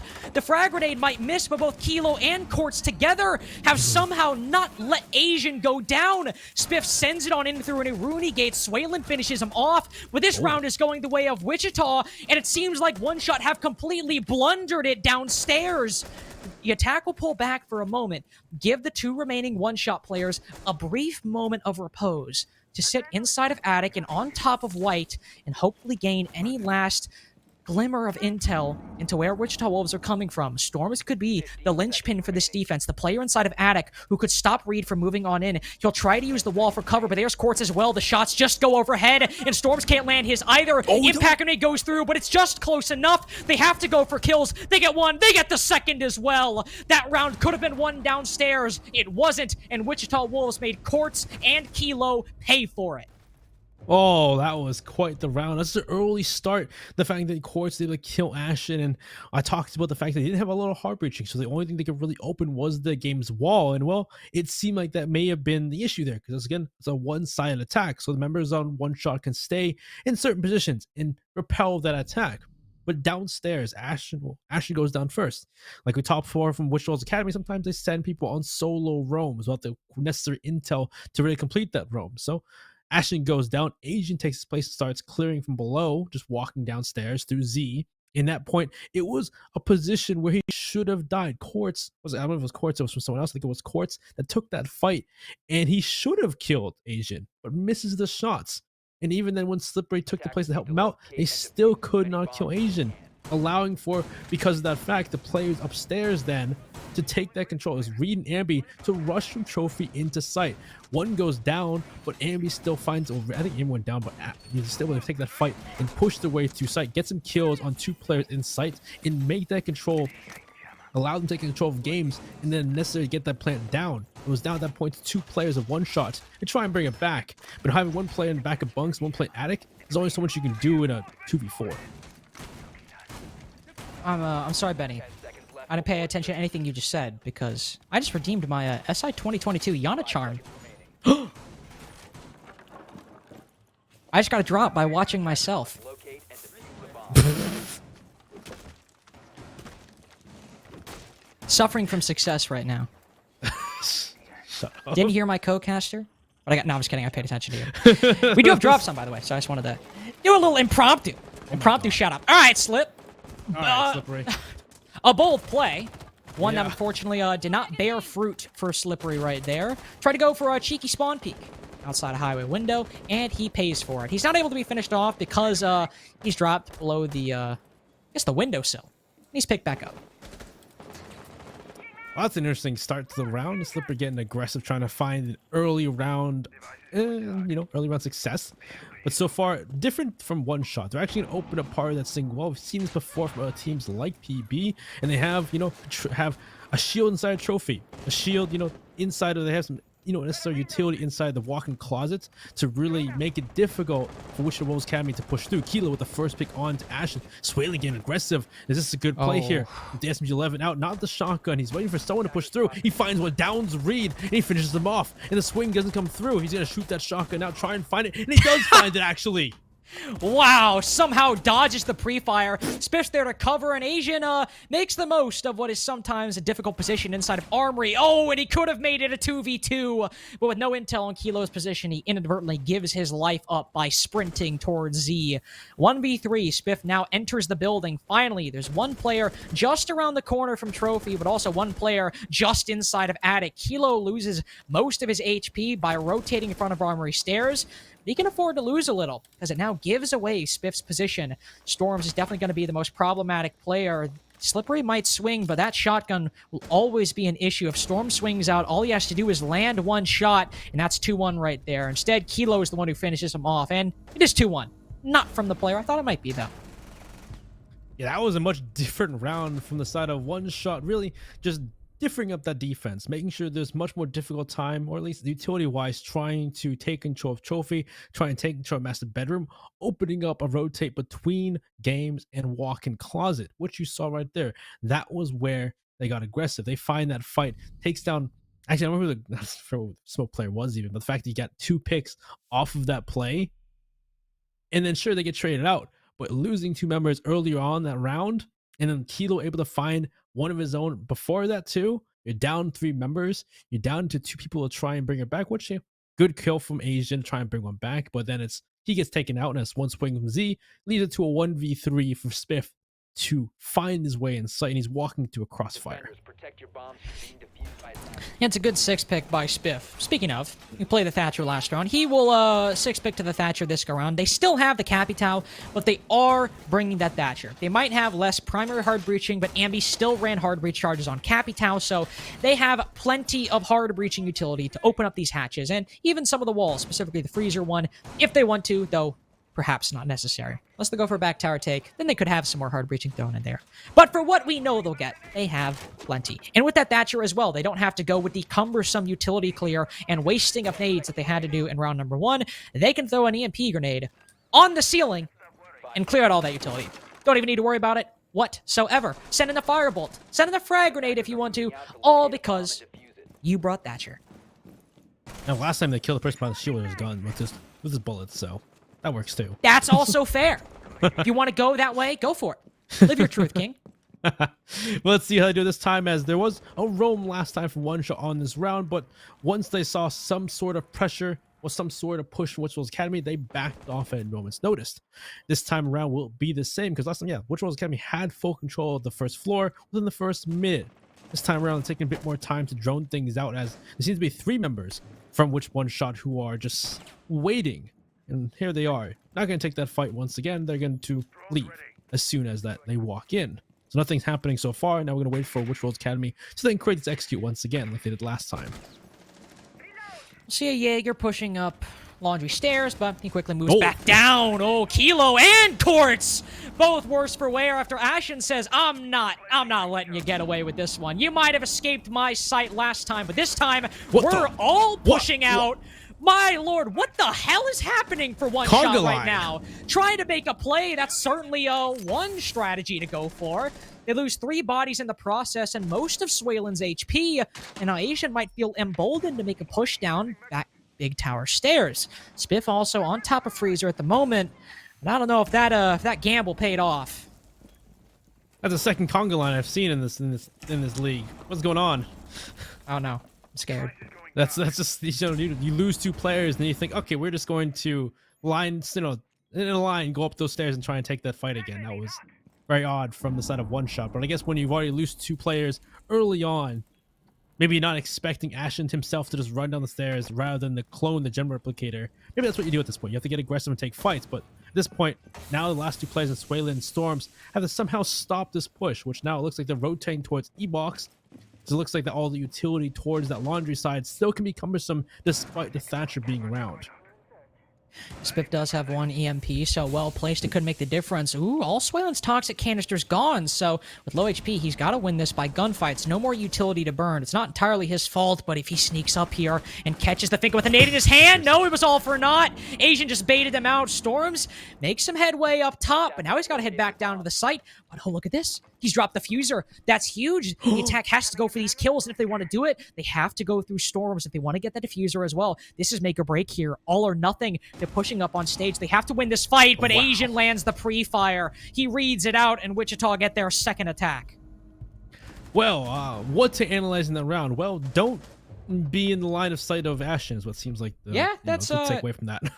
Benny, I think that is some sagely wisdom. Yeah, you just don't I guess too, I wonder if we didn't hear it, I wonder if Ashen baited the gem replicator thinking that he was gonna, because in the first round that's what he did too. He sent the gem replicator first. And they shot it out when he walked down the flight of stairs. I wonder if he baited thinking that was the same thing. Instead it was just Ashen. He just kills them both. And then of course you saw after the conga line of them walking into freezer to refrag per se. I'm not sure what the reason for that conga line was, but definitely a lot of questionable decisions by One Shot in that round. We go back to laundry and supply for another try from One Shot. Yeah, that was... Attackers need to locate. To describe those first 3 kills would be an exercise in futility. So I will say that One Shot's defensive setup was perfectly sound. It was just the positioning that was there undoing in the end. Summarize what Benny said. Here, we've seen it work. We've seen that exact setup work.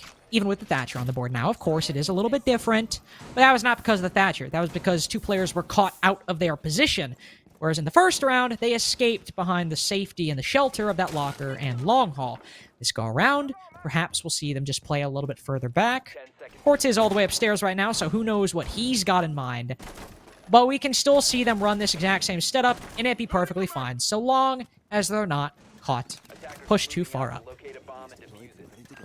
Not too caught too far off. You say that, and then it looks like someone's going towards big tower, maybe Quartz with upstairs. Listen, I am trying my best.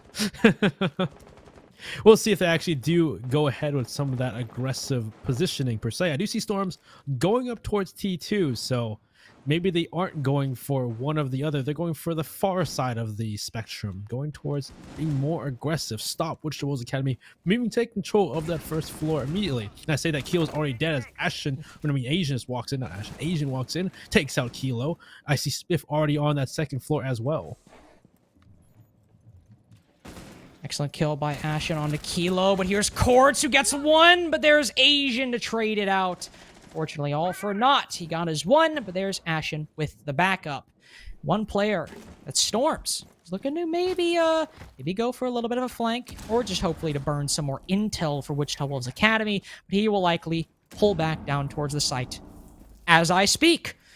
Now, Wichita Wolves Academy have fervently and unequivocally taken the lead in the early round with those two kills. Quartz and Kilo both taken down. They can get on with this util clear right in front of you. As the EMP on the ceiling, just, disable all of that utility for them, allow them to destroy the shield in the long hallway, even open up that single panel as well if they want to. It should be doing, at least. I don't know if they are or not right now, but this should make it a lot easier for Wichita Wolves Academy to make this push through. It looks like they did destroy the shield. It doesn't destroy the Runegate though, just disable it for a little bit of time, so it reactivates. But this should be the main point. The main point is being able to push into Freezer and not be shot from that long hall. So this push should be much more doable. Ooh, nade goes out, but Asian's just trying to push Storms out of position. He might take him from behind. He can't see the Wamai. Spotted him for just a second, but the angle's more favorable to Storms. He gets one. Make that a double! With one down, he almost gets three, but the headshot's a little bit too elusive. There's still Swaylin to rely on, though. A 1v1 between the Thatcher and the smoke, but the crosshair placement for Spiff is enough to get him 2 kills at the end of the round. Wichita Wolves have guaranteed themselves, at the bare minimum, a 3v... 3-3-half. There we go. And on Oregon, that's a good thing. That's a good thing. Maybe a 4-2 depending on the last round, but still, that round was just, I guess, one shot wanted to play more aggressive. It was some trades in the beginning, but still went the way of Wichita Wolves Academy. Down goes Kilo first. Quartz gets one, but traded out in the end. And then from there, because of the Thatcher, it made it a lot easier to deal with the shield inside of Long Haul. Allows them to push in a Freezer and take that control.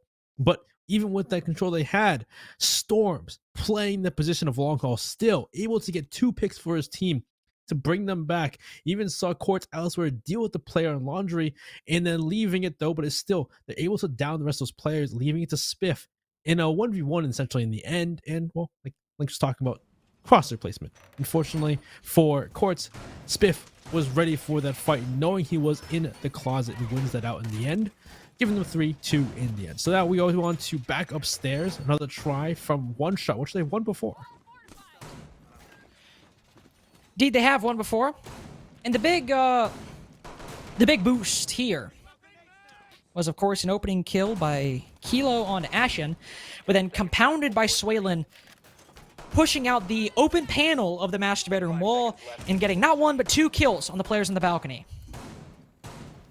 This go around, they full reinforced that, so they won't be going for the strategy that they won their second Dorm's defense by. Instead, they'll go with the play that they did first, which, to be fair, started out okay with the kill from Quartz onto Ashen, but still changing it up, moving away from the winning strategy. Always a risk, but one shot are certainly good enough to make it happen. Let's see if they can, what did we do different this time? How are they going to deal with some of that play last time? Because it was that kind of push from, Ambi and Reed from the trophy side. Because even though they were able to open it up other than games, it was that gunplay pushing sight from trophy side that won them that first round. So see how they do this time. Quartz down below. Looks like it was last time too. I think last time he was unread down below last time. It's just interesting. So see if he can get away with it once again. But they should have his intel this time. Yeah, they should know he's there. So now will Wichita Wolves Academy send more than one person to deal with it? Grenade comes out, does a bit of damage. It looks like they're going to open up that single panel into kitchen and try to fully flush him out. Funny enough, inadvertently does some damage to Storm, so funny how that works out. But Quartz has a friend. It's Kilo down below. Also, once his kitchen single panel is opened up, he'll start going back into security. Also some holes up top. One Shot have this whole thing read and figured out. If anybody pushes in through kitchen, they have angles on angles on angles to stop anybody from making their way on in. Ashen has still done that though, so never mind. Actually, I think he's in the long hall, so never mind. He's now creeping his way up right, and oh no! Slip just very narrowly evades death, but there's two players behind Ashen. He's got to be careful. Sure, Ambi gets the first kill. He's worked his way up Attic. He'll pay for that in time. Asian spots one down below, and it all starts panning out for both these teams. Still one shot. Worse for wear. After all of those trades, one kill just narrowly escapes Quartz, but Slippery's the only one on site. He's got to get this kill on White, but Ashen, again, as a theme with Wichita Wolves Academy players, keep on slipping by a trade, and that's not what you need for one shot right here. Slip's got to get both of these kills, but he's not at all aware of the fate that crept up to his left. 4-2 half for Wichita Wolves Academy, and on the attack, on one shot's map pick. Oh boy. Maybe attacker side Oregon. Maybe. We keep saying this, but I don't know for sure. But that round was just a lot of, emphasis on that roam. And then having Ambi go through Attic caused some chaos, caused some confusion for members to push back, and then bypass the roam, walking up White, finding players who were unaware of their positions, just kind of causing chaos in one shot's defense there. Members to rotate and change around. And in the end, because of all this rotating, all these different plays, it left some weaknesses for Wichita Wolves Academy to take advantage of. So the on-site dealt with those anchor players, push into sites, force those roamers to come back to sites, and well, you leave it into a 1v2 for Slippery to come back to site and try and find his way through. He has no intel. He loses that fight, unfortunately, in the end. So we go on to Wichita Wolves Academy defense. And they did only 3 rounds on the defense to win this back, but it's been attacker-sided so far. So, forgive my cynicism, Benny, as I sometimes do. I don't know. I don't know if I'm feeling that attacker-sided Oregon today. It's Cass's curse. I don't think it's attacker-sided. Also, it's Wichita Wolves Academy sided. when I went to go talk, I slammed my wrist into my mic arm, so that really hurt. Oh, I remember you have your mic arm low because you have it I remember now. Yeah, so that kind of threw me off my rhythm a little bit. Not gonna lie. So I'm gonna pretend like that didn't happen. First defense for Wichita Wolves Academy will be down below. We have a Warden on the board, despite the Ying ban, Benny. And also only 3 flashes. No Thatcher either. Interesting. I guess maybe one shot didn't see how much the Thatcher helped, but I will say I'm not sure if the Thatcher helped that much. Really came more to kills per se, but we'll see how it goes for utility wise, because we see both the Omai and Jaeger once again, and that was a swing and a win from Ashen. That was Slippery watching the angle, and Ashen swings it and still wins the fight. Wow, what a shot from Ashen. Yeah, that's one of those. You just got to take the yellow and move on. I should just smoke Slippery there. Unlucky. You just got to GG go next and move on. Storms could bring it back here. There's one player sitting on back tower stairs, and it's clear that Storms and the rest of one shot were well aware of that, but the nade does not find anything as Asian goes back to the site at just the right time. Minute into the round, they have a kill, a set of nades taken down off the board.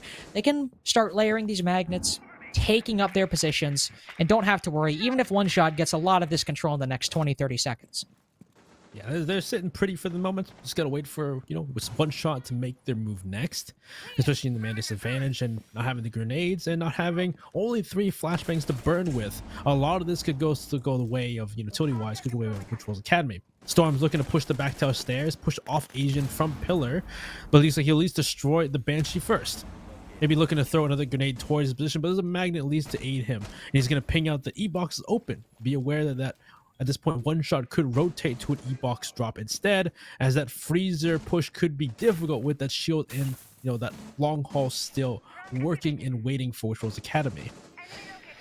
As of right now, it's finding the spot where Wichita Wolves are weakest, or where you can create an opening in their armor, in their shield. A frag grenade could be it, but maybe cooked properly. Whoever was there vacated the area, and they have not been pushed off whatsoever. Ashen will swing out, will move out from behind that shield, and could put himself in the sightline of Quartz if he's still at the bottom of those laundry stairs. Asian 2 waiting to see if an attacker will peek from big tower stairs. One does, but no damage exchanged either way. Ashen will activate his grenade to see through the toxic canisters, perhaps giving an idea of why he decided to bring that ward and to see through the smokes that should delay time on this laundry side. Quartz spots one, and the bullet finds Purchase in Ashen's body. He still gets it. Doesn't matter. He might have been blind, but that's why he brought the glasses. He gets his sense back, and it's Spiff with the next one. Ambi to potentially round it out.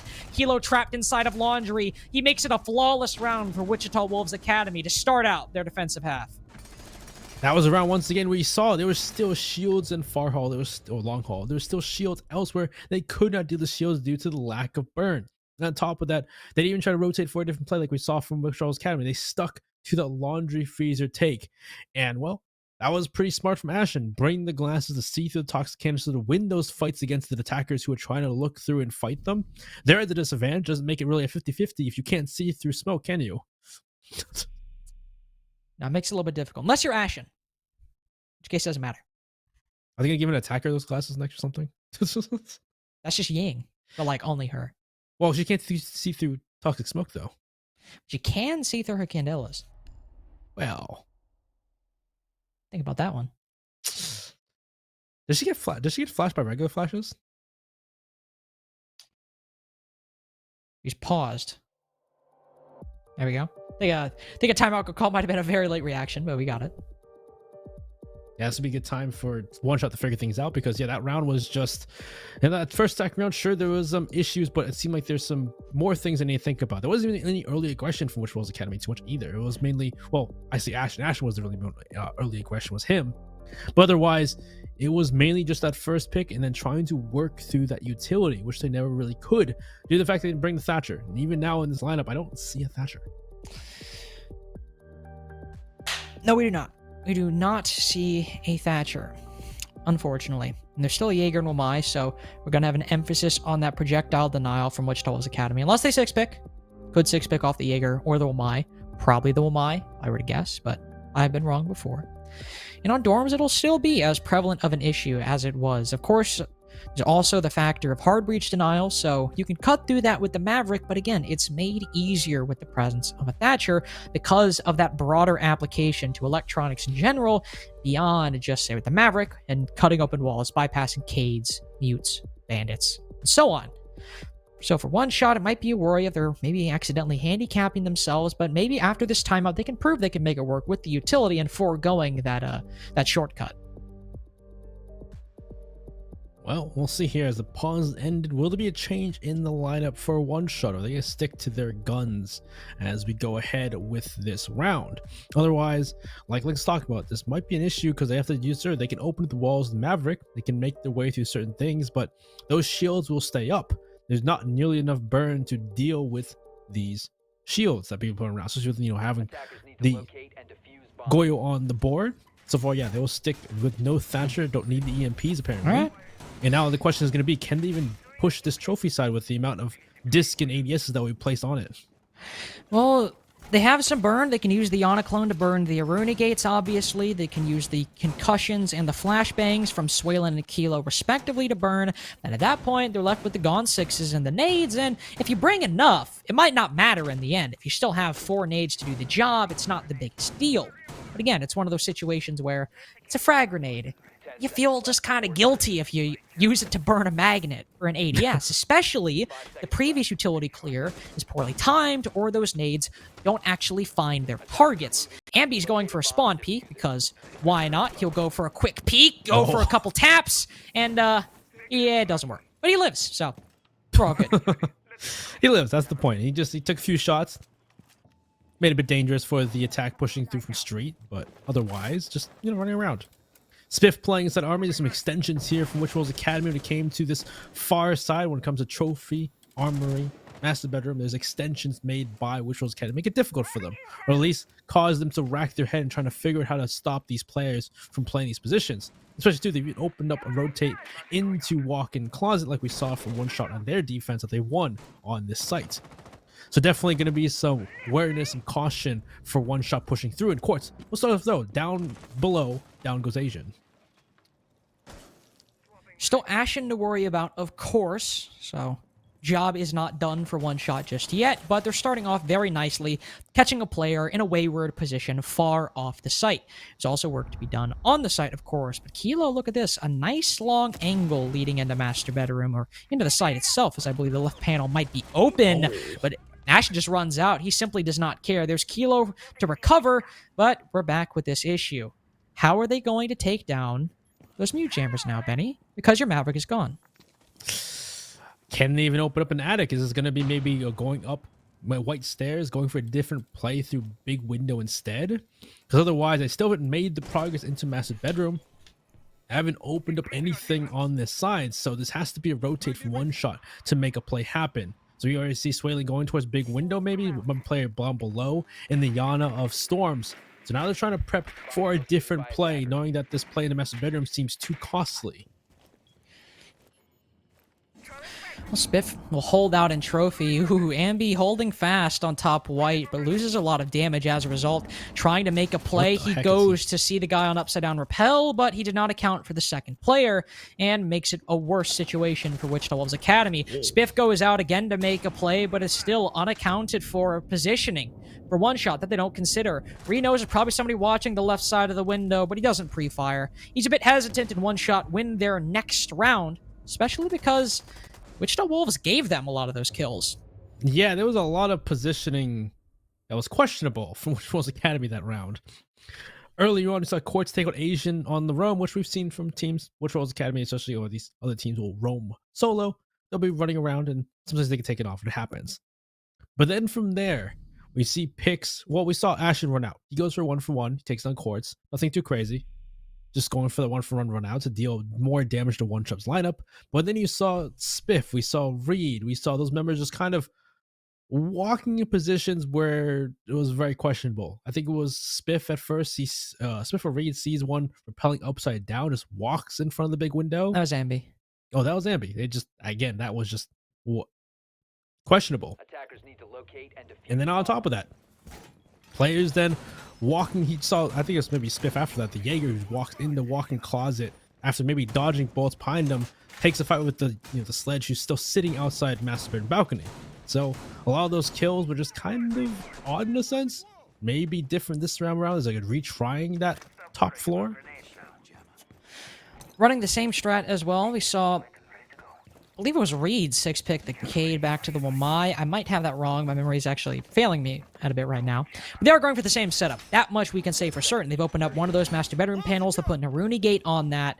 And sure, Quartz could die, and that could be problematic, but we saw how Wichita Wolves Academy were punished for a lot of their aggression. Asian cut down on the roam.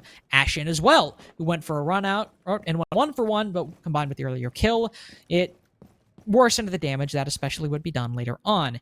Here, well, it's one way to do it. Testing one shots, Billy and Drone. They've already seen them. I know. Yeah, they're gonna, I imagine they'll probably nade him out here. My boy Ashen about to die. Bye, Ashen. Nice knowing. Oh, wait. Okay, well, he missed the nade. And they know he's there now. So is he going to be able to get out alive? Does bro, he if he gets this, there we go. Okay. Thank God. If he made it out there alive, that would have been really interesting to see that they know he was there. They couldn't kill him. But first pick, again, goes the way one shot due to some solo roams. Wichita Academy. Last time was Asia. This time it's Ashen. Just kind of off by themselves in Narnia, doing whatever they want to do. This is the same strategy, though, so it's going to be difficult one shot, take control of master bedroom and open up this wall or really push these players out from playing there. But we'll see if Wichita Wolves Academy give off those picks like they did last round. We'll see if the player in kitchen gives himself away. It was Asian and Ashen, 1 and 2 last time. This time, Ashen's 1. Will Asian be the second domino to fall? To be determined. Some X-Kairos and some utility going out. Spiff still holding strong behind the Goyo shield in trophy. Asian will get mobile down below, and he's getting dangerously close to where Ashen lost his life previously.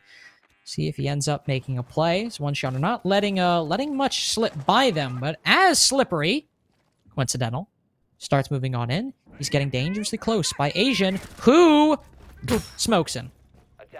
located a bomb. Yeah, that was just, again, the question was, where are the drones? Where is anybody with him? He's just solo by himself, giving a 50-50 against Asian, which I'm not sure if you want to go 50-50 against Asian here, especially as he roams around with a Roni in his hand. But so far, what other movements has One Shot made this round, though? Other than trying to get that first pick on Ashton, trying to clear Asian, I don't really know what the play is going to be. It could be the same plays before. Make that big window, push up white stairs as well, and try to deal with these players, because otherwise, I don't think Quartz has made much progress on that master bedroom side. Asian looking for a chance to, sneak up on some members who may be going up white stairs. Reed will take down Swaylin as well, so what is One Shot to do? Well, One Shot needs to make a play. Reed shut that down, so you don't need to worry about the master bedroom side anymore. There's one player on white. You definitely need to worry about Asian, but Storms doesn't have that luxury right now, and well, he doesn't need much of anything anymore after Asian's done with him. Match point for Wichita Wolves Academy on their opponent's map pick. It's looking like, sure, they might have banned it, but perhaps it was all a ruse. And that round was exactly, well, that could have been the round before that. That was Wichita Wolves Academy didn't really, well, so that's Ashen. Ashen gave him a pick, but other than that, nobody from Wichita Wolves Academy had any crazy positioning. They're all sticking mainly in certain places. Asian getting a pick on a Slippery because Slippery kind of just walked into meeting. Not sure if he was being droned in. Nobody's in position to refrag him, so Asian gets that pick, walks away. And then from there, like let's talk about, they tried to go for the master bedroom push, and Reed was holding steadfast in the inside of games, denying the push from One Shot. And from there, the rest of the members just fell one after another on their singular pushes, whether it be up white, whether it be through big window. So One Shot kind of questioning that strategy there, but again, it does make it difficult for that. They made it pretty difficult to make that trophy master bedroom push.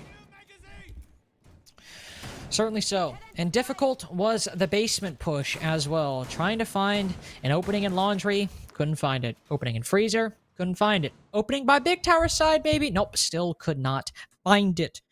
One Shot were struggling the entire time to try to make this work. Slippery was the first one to go down, and at the end, it was a flawless round to start out by Wichita Wolves Academy. They're running the same lineup, and I imagine might see a couple players on the roam, but I don't think they'll stay too long as they rotated back fairly quickly. All right, well, Ashen. Action's Get in Narnia. Action's in small tower.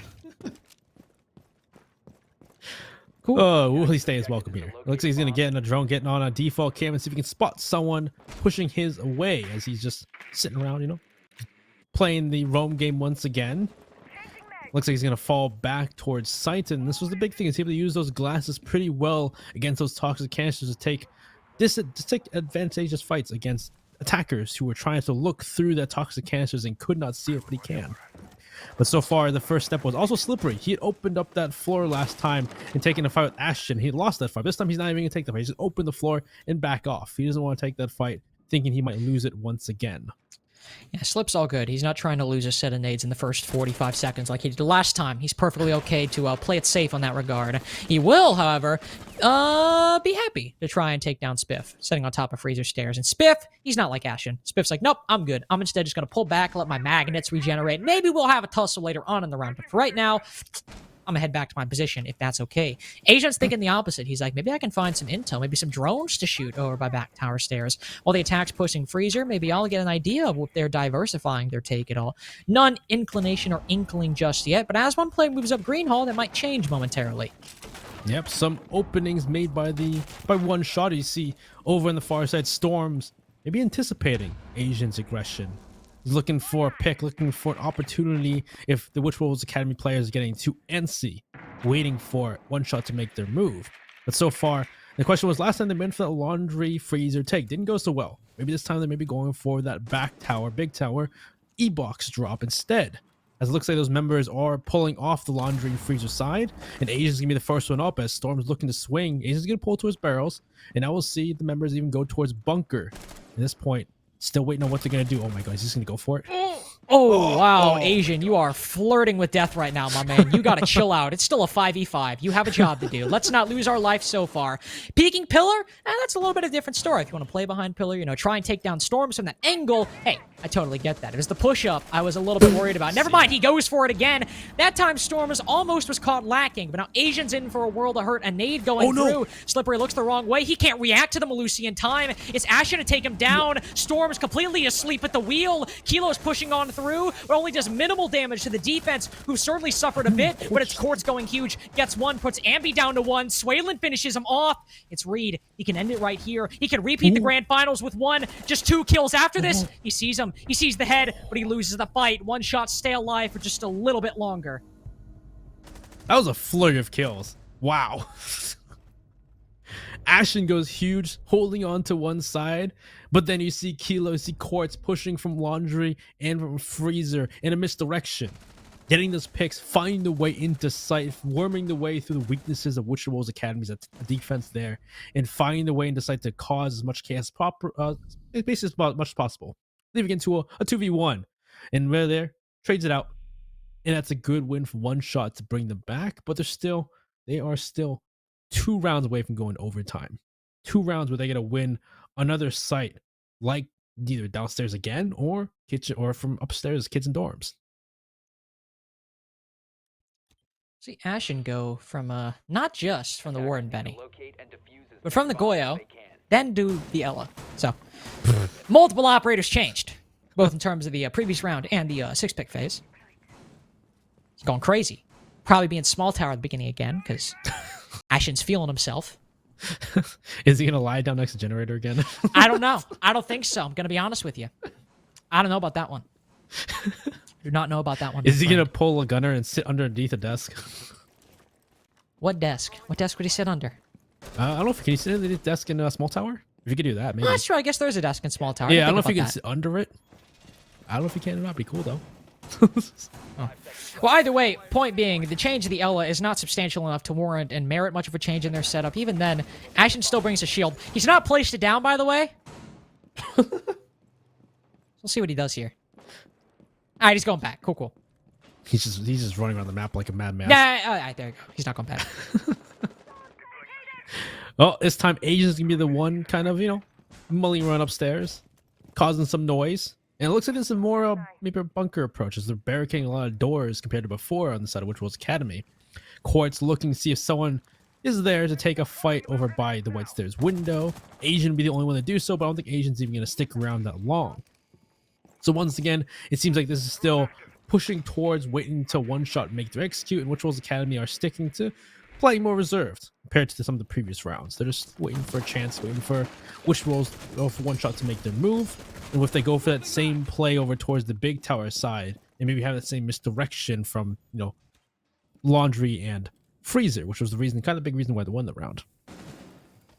Well, certainly a big reason. Asian has not changed in his behavior from the previous round, though. He's still looking to get aggressive on those big tower stairs, and I'm sure he will do so later on in the round as well. Storm's reading into that, anticipating such a play. Sending also, oh, look at that, Benny. Sending a drone up the big tower. Hey! You love to see it. I know there's nobody up here. It's not important, but nice to see they're covering all their bases. I can respect that, and I appreciate that. They still have to do the rest of the attack, though. But they're making good progress the first half of the round. Yeah, it's still good work from one shot. They're doing the job. It's slow work trying to drone everything out, make sure nobody's being aggressive or nobody's being cheeky on the side of Wichita Wolves Academy. And the first step, of course, is always just destroy the utility on big tower stairs. Slippery once again going towards bunker. Last time was Ashton that stomped this entire push on this side. We'll see if once again it happens, as it looks like Ashton's going to be playing a different spot. And so the wrong timing. Asian turns around, Storm swings, and down goes one member on that pillar side. And we saw Asian trying to take a gunfight in that position last round, and he survived for a lot longer, probably a lot longer than he should have in here. I think he pays for it a lot earlier. Ooh, wow, Ambi, I think getting a little over-aggressive there. It's Ashen the next to fall, but with Ambi on lower HP, Spiff's got to make a play, and it ends up working out. The Freezer player down, he'll retake in pillar as Reed gets a kill on the board, puts himself on, ooh, in a good spot to win. Now with Slippery down, one shot, not have a lot of time, only 2 bodies. They don't really have the position nor the capital to revive Slippery. No, they do. They can start moving over, but Spiff is just around the corner. He's waiting. He wants to go for the swing. I can feel it, and there's 3 players all there waiting. Slippery sends an 8 on in, and finally Spiff strikes, but Kilo shuts him down before it can get too far out of hand. Ambi pulls all the way back. Lets Reed's gadget do the talking, waste the final 10 seconds, and force one shot to push on through the smoke, but Kilo's on low HP. He dies doing so. Storm is only on 2 bullets left when Reed, close with a shotgun, crushes their dreams of grand finals. Nothing changed but the weather for Wichita Wolves Academy. In the rematch, they come away the victor in stage 1 and stage 2. a rematch that went similar way, 7-4, 7-4 for Wichita Wolves Academy. And just that Oregon, again, this is why I question why they picked Oregon. Maybe it was because they knew they banned it so often, but they banned it for reasons. Maybe they just didn't want to play Oregon. Maybe they thought it was boring. Doesn't mean they can't play it though. It's definitely one of those question marks going forward into the grand finals, as well as obviously Dallas Vendetta. Probably gonna be honest, probably started doing a little bit of prep for Wichita Wolves Academy, just in anticipation, who might end up winning this match. It's not guaranteed, but up until this point, as I said, Oregon was Wichita Wolves Academy's first ban the entire stage. The entire stage. And now you know they're permaban. I mean, for all we know, Wichita Wolves Academy pulled the chess club and just played it like ranked. It's possible. Good. But based on what we saw, it didn't appear entirely that way. It appeared they had some things up their arsenal, and they're definitely not going to completely collapse on this because of that ban. So now Wichita Wolves Academy's map pool, Benny, it's looking quite good. Going to grand finals. It's looking really good. I wouldn't even know what map to bring them at this point too. Where would you bring them to? Yeah, I mean, they've played, I think. Check it. Let me check. Hold on. Yeah. Check the stats. Let's see. Where would you bring a team like this They to? played 5 maps. Only maps they have not played are Coast and Cafe, I believe. And we know they're good on Cafe. They did very well on it last stage, and it's Coastline. Yeah, I wouldn't bring them to Coastline either. We did see a bit of issue when they played Coastline against Aero Academy, which they might have fixed those issues since then, though. That's true. They might have fixed their issues. The point being, it's not saying you can't beat them on all these maps, but it goes to show that Wichita Wolves Academy, if they were comfortable on Oregon and let it through, clearly goes to show that they have a solid map pool. If they weren't comfortable, they'd just be one shot, who sure, it's not the most important thing. It's not invite quals. It's not CL, but it's still a very solid team who has been on the come up in terms of their form, and Wichita Wolves Academy just 7-4 to them on both Villa and Oregon. It's a statement to say no matter what. Statement to say I love to see his team in CL, but again, not everybody's of age, unfortunately, so we can't Unlucky. see that just yet. But still, great win from the side of Wichita Wolves Academy. They did fantastic. 7-4, 7-4, shutting down One Shot once again, and looking to do the same against Dallas Vendetta tomorrow in a best of 5. Indeed, they are. And of course, we do have our interview lined up. It's not Ambi, it's not Ashen, who are, I believe I've done the interview with both of them. It will be Spiff, from what I understand. I've actually never talked to Spiff, and aside from Wichita Wolves Academy, I have oddly enough not casted Spiff all that much, despite the fact that he is a very good player, and I've known most of the teams he's played on. I don't know how that happens. It's the way it kind of goes sometimes, but we're going to talk to Spiff once we get the interview ready, and of course, we can go over some of the stats, both from this map and the series as a whole once we get there. I imagine, though, Benny, Asian and Ashen, probably the top of the leaderboard, I'd guess. Most likely. I think we said their names quite a few times this match. It's hard not to when you cast this team. It's funny. They always seem to get into the fray. Usually, yeah, like Cookie says, it's a AAA. Ashen, Ambi, Asian. So it's crazy triple crew to have. And like his stats, so it's, yeah. Actually, Spiff with top of the board this time look around, at that. actually. Well, we say top of the leaderboard. It went 1.25, then 2.4, then 2.1. So it was a little bit close between the top 3 players, and it was actually Ashen a little bit lower than I thought. Hey, at least you see Reed and Spiff, though, up at the top, though, doing quite a lot of work on those other roles. Great to see. And, of course, on the side of One Shot, not as quite good, but still Swalen doing his best. Swalen did good. Shout out. Let's go Swalen. Still, Quartz and Storm is having a 64% cost, so still making an impact in a lot of those rounds. Again, I think it was just the case of Wichita Wolves Academy just outclassing their opponents by just a little bit. Not so much One Shot, maybe trolling. Of course, as I said don't think earlier. Like trolling. No, not at all. It was definitely a really good.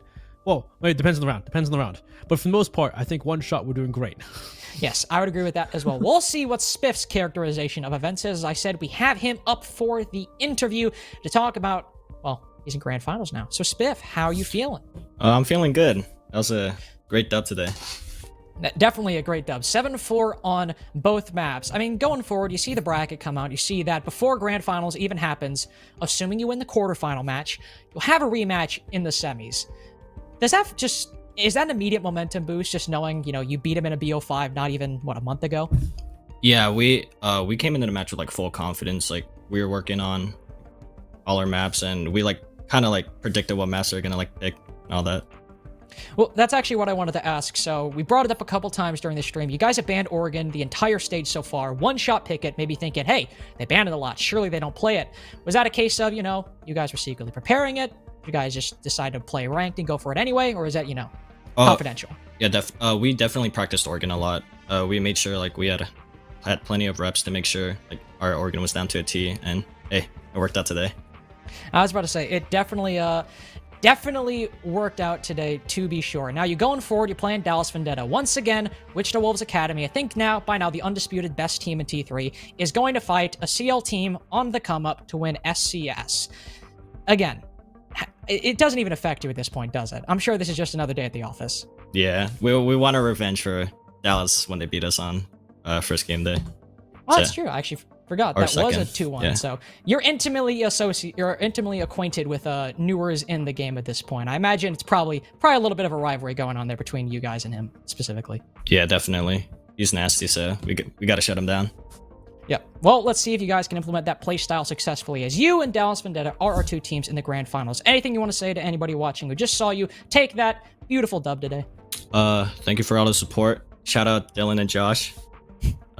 They're from Wichita. Shout out Dylan and Josh from Wichita. Thank you very much, Spiff. Congratulations on the W. I'm excited to see how you shape up against another CL team in SCS Grand Finals. Have a good one. Thank you. You too. Have a good night. I mean, I don't want to say it. I don't really want to say it. I think they're going to win. I'm just going to be honest. Just gonna put it out there. We all bet against them against One Shot. And they showed us up. They showed us not to get bet against them. Yeah, that's part of the reason why I'm doing it. I was like, One Shot, I'm buying into the hype. I'm like, oh, they're gonna be a peak form today. It's not they were in terrible form. Just Wichita Wolves outplayed them. Yeah. 7-4 is still close games. Nothing too crazy. Still 11 out of 12 rounds. But definitely Wichita Wolves Academy showed us that they are their teams you don't want to mess with when it comes to a lot of those rounds. And we can see from the stats here exactly that. And again, going forward to tomorrow, we looking at these stats, we see Asian and Ashen on top, Spiff having a great game, and ReedSync the support doing incredibly well as well. Going in tomorrow for Dallas Vendetta, and I'm sure Connor and CJ, who I believe are the ones casting it tomorrow. Yep. Correct me if I'm wrong. Okay, I'm correct. It's good to know. Connor and CJ, who will be casting it tomorrow, I'm sure they will bring it up. Dallas Vendetta has so far had a very difficult time in playoffs, period, but specifically going against these aggressive teams.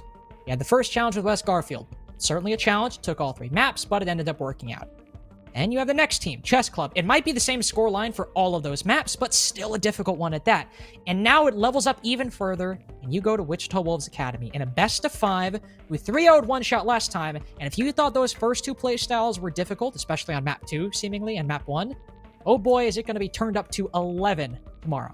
I'm about to say, yeah, all those teams have like a similar playstyle in the same vein, and they're just getting more and more adept as you go farther and farther in, as Wichita Academy are literally the best team amateur that have shown us that they can play that style to the end of the spectrum.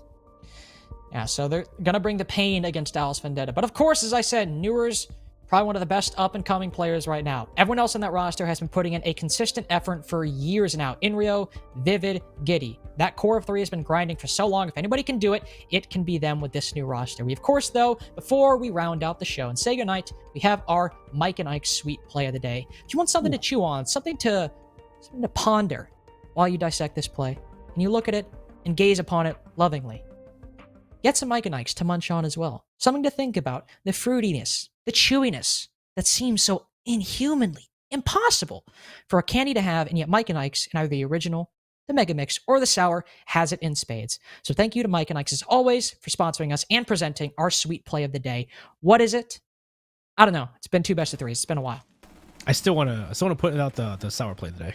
Sour play of the day would be a great segment, but it is back to our first game, Dallas Vendetta versus Chess Club, and it was Gunner going huge.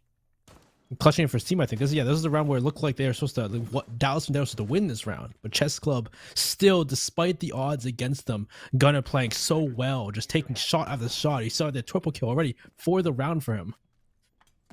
Yeah, takes down 3 inside a fireplace, and then, what do you know? Is it another one? Surely he doesn't get another kill, Benny. Doesn't seem possible. Oh, he does. Can't believe it. Mind is blown.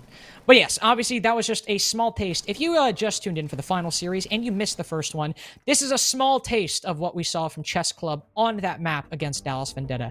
Gunner, of course, showed up. He had our sweet play of the day, but everyone was doing their work in map number 2, but they still lost, so unlucky. I guess. But that is it for Benny and I. Benny, before we sign off, anything you want to say? You and I will not be here for grand finals. Nope. We will be watching with all of you in stream. What do you want to say? I want to see 5 maps tomorrow. I don't know if I should get 5 maps, but I want to see 5 maps. I would also like to see 5 maps, especially because I get to watch. I don't have to cast. It'll be Connor and CJ tomorrow, but Benny and I will say goodbye for stage 2. And we hope you all tune in to NerdStreet R6 tomorrow to see what should be an incredible grand finals. Have a good one.